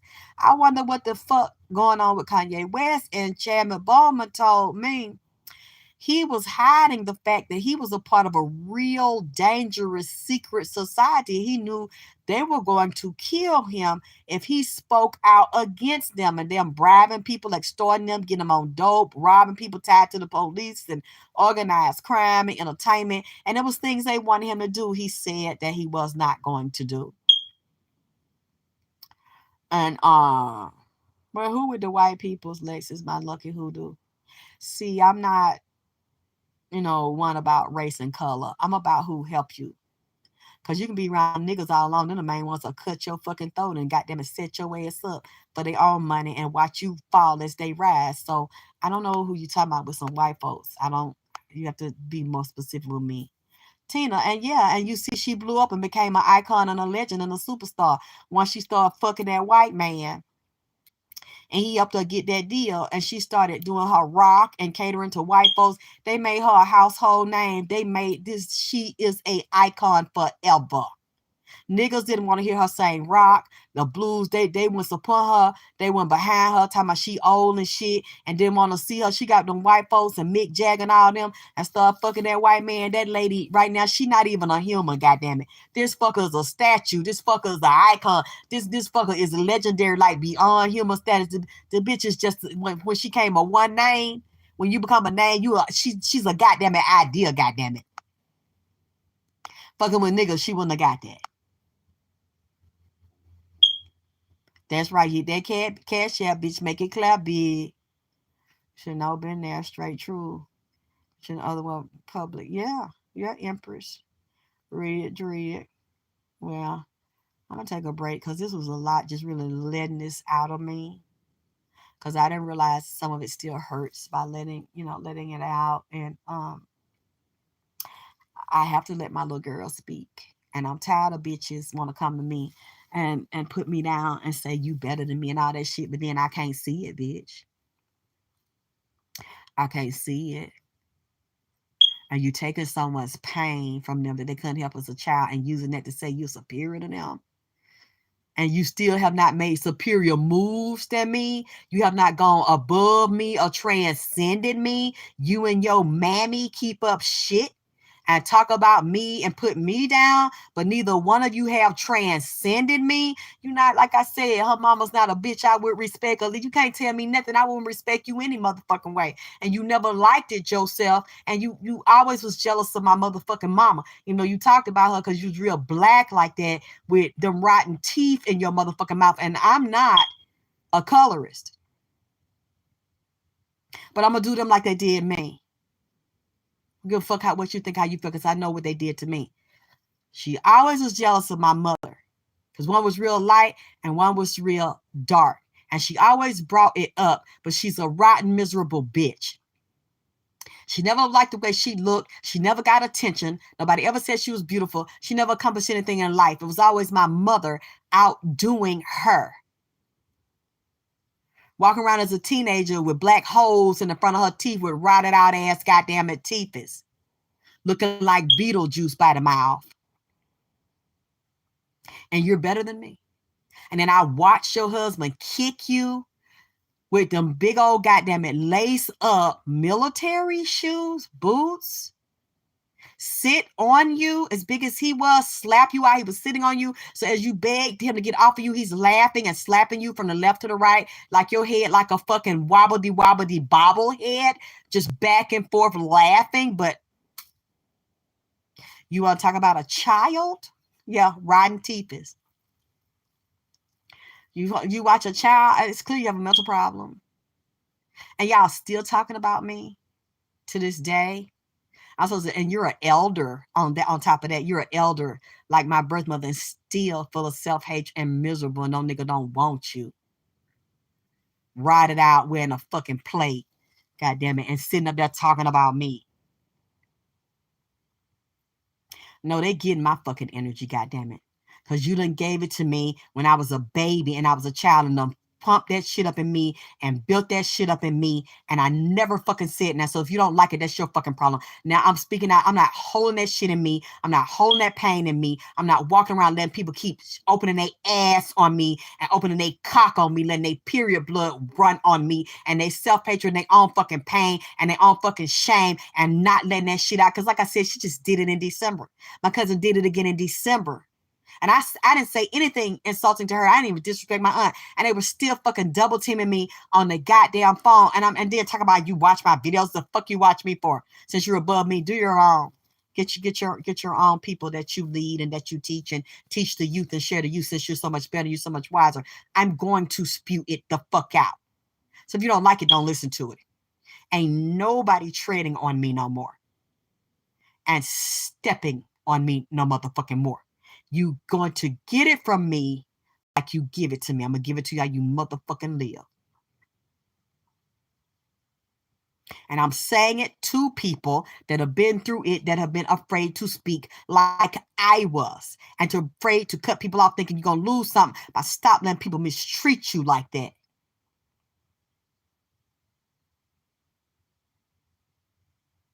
Oh, well, she got money, or she know this person, well, she did buy me this and she did buy me that. So I bet, she put me down. I'm gonna look over that and I'm gonna still let her do this and that. No, cut them off. It's too much money in the world.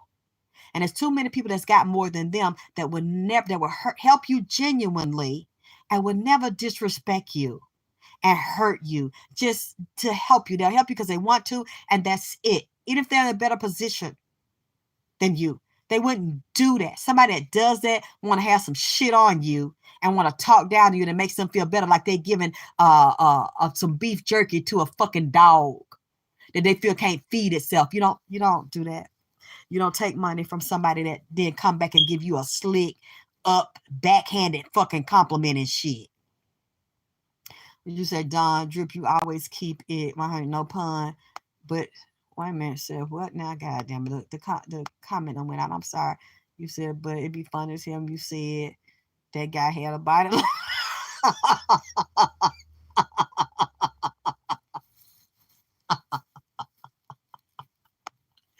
I mean, I don't mind if y'all find some of this shit I say funny. I don't. That's fine, baby. If y'all laugh while I be talking, I be really hurting, man. That shit be coming out, goddamn it. It don't bother me. If y'all be laughing, that's shit. I don't be trying to be mad to the motherfucker, but y'all do be having me laugh when y'all have my back and donate me and help me keep going and shit. That's the only thing that make me feel about. Yeah, Lion Starflower, and I'm taking it back by cutting these people out as I'm healing and feeling stronger. Except in my body, I was just feeling so drained because it had been bothering me this weekend. I ain't saying that. Even though I was on the video with Candy, I had talked to her about it, and she was like, leave that bitch alone. Because if something about the bitch ain't right, you can't see the bitch. You ain't never seen the bitch, but the bitch want to come up. And I was like, yeah. She said, because Candy can read too, she was like, it's dangerous. That bitch could come down here. Like, what does she plan on doing? She's like, do something to you. Nobody would even know because nobody knows what the bitch look like. I said, that's what I'm saying. And that's why this was the last weekend. I said, nope, I only got one or two people that I got to get the fuck out of my life because I done got the rest of them out. And if I have one in there, that means I will still have a wound that need to be healed, stitched up, and motherfucking sealed. And I'm not going to let that happen no more. Because every time somebody come back and they still got that shit, they don't want to destroy you anyway. And this is the kind of shit my mother would do. Whatever little cuts I got, it's my responsibility to make myself feel safe and secure in my body and my spirit, my mind, and who I am as a woman, as an entity, as a being. And if you don't make me feel safe, and I feel like you're doing something to put me at risk by throwing me off balance and keeping a wound open, you gotta go, bitch. bitch, nigga, who, dog, whatever you are. You have to go because I am hurting myself by keeping a wound open and allow you to exploit that pain, and it makes you feel good to vampire off of my hurt and off of need a wound is something I'll take care of myself. If I have to, I'll go get me a job. But ain't nobody finna do me like that. Don't give me shit. I get my shit on my own, and I find other people that love me to donate to me and motherfucking help me. What they saying? The Puerto Rico done hit this hurricane done hit there. Drip. I was right about that. And I think another explosion over there in motherfucking Russia. Drip. I was right about that. These wild shooting and shooting these police. Drip. I was right about that. This bad weather's coming. I'm telling you, I gotta finish with these mermaids. The mermaid told me, and some of the mega preachers like Eddie Long is up. He done got up out his grave. Because, you know, he right by me. Like Lisa Left-Eye Lopez's grave is right by me. She walks down here when she wants to. Her and Dr. Sabi been down here lately. Lisa Left-Eye been down here. Eddie Long been down here. And they told me that man Jamal, that's the preacher now over New Birth Baptist Church, took over. He got a mermaid spirit in him. And Barbara King, Reverend Dr. Barbara King, that was over the mega church Hillside over here in Atlanta. She also had I think a children's school over in Africa. There was a high-ranking witch. And Oprah would be at her church a lot. Our celebrity would be over there with Dr. Barbara King. Boy, the mermaid spirit said they had her under their control, and she was talking about a new agenda coming in. And that mermaid man told me, he showed me icicles all over his face, his hair, all that nappy hair go back off his head. So it was just on that head part in the front, where the hair was missing out of it. And said it's a chill coming down that ladder. And it's tied to the CDC and famine and death and disease running through Atlanta. And he said, coming from New York City. And all them conscious motherfuckers that's tied into that underground sex game with them bisexual men and them gay men that lay up with these black women down here that want them a conscious nigga and want to be in hip-hop and in music and all that shit is coming through there. Feast and famine, but the feast is going to be on the humans, and the humans are going to deal with food shortage, disease, and crisis coming to the ATL, goddammit. And the mermaid spirit, he told me, the mermaid spirit, he said, New York City is full of mermaid spirit. That's like an island. California is like an island to me. And speaking of that, ain't it Papua New Guinea, Puerto Rico, some of the other places, I think these storms or earthquake or something done jumped off in them. Didn't I tell y'all it was getting ready to be a chain reaction from California and going to Hawaii what I said, I mentioned over there in Tanzania and out there where the Bermuda Triangle and them Asian islands over there and them Philippines and all them islands chained together. The chain link gonna move through, and even over in Africa and different countries with them islands, chain reaction with them storms and them fucking earthquakes and under the ground as well as up in space. I told y'all that was happening now. Y'all better get ready and start saving your food up, getting outside them inner cities and start canning and preserving things, your meats and all those deep freezers and all them things, and where you can get off that grid, because this is finna happen right now. That mermaid spirit, and he said in Atlanta, these peoples is gonna start falling dead from disease, and these men's fucking men, these conscious men, and these men in these entertainment industry, and these men sucking dick, living down there in the West End and shit, and sleeping in tents, eating at them vegetarian restaurants and shit, talking about they so healthy and holy. And a lot of them, goddamn it, eating out there, goddamn it, eating them kale wrap and eating them vegetarian food, then undercover got cum and sperm all in their stomach. Man, you know what? I'm finna take me a break, goddamn it. I'm sorry. We'll come back later. I shouldn't have said, Lord, forgive me. Forgive me, goddamn it. Said them people got kale wrap and cum in their stomach. I'm sorry. I'm so sorry, Lord.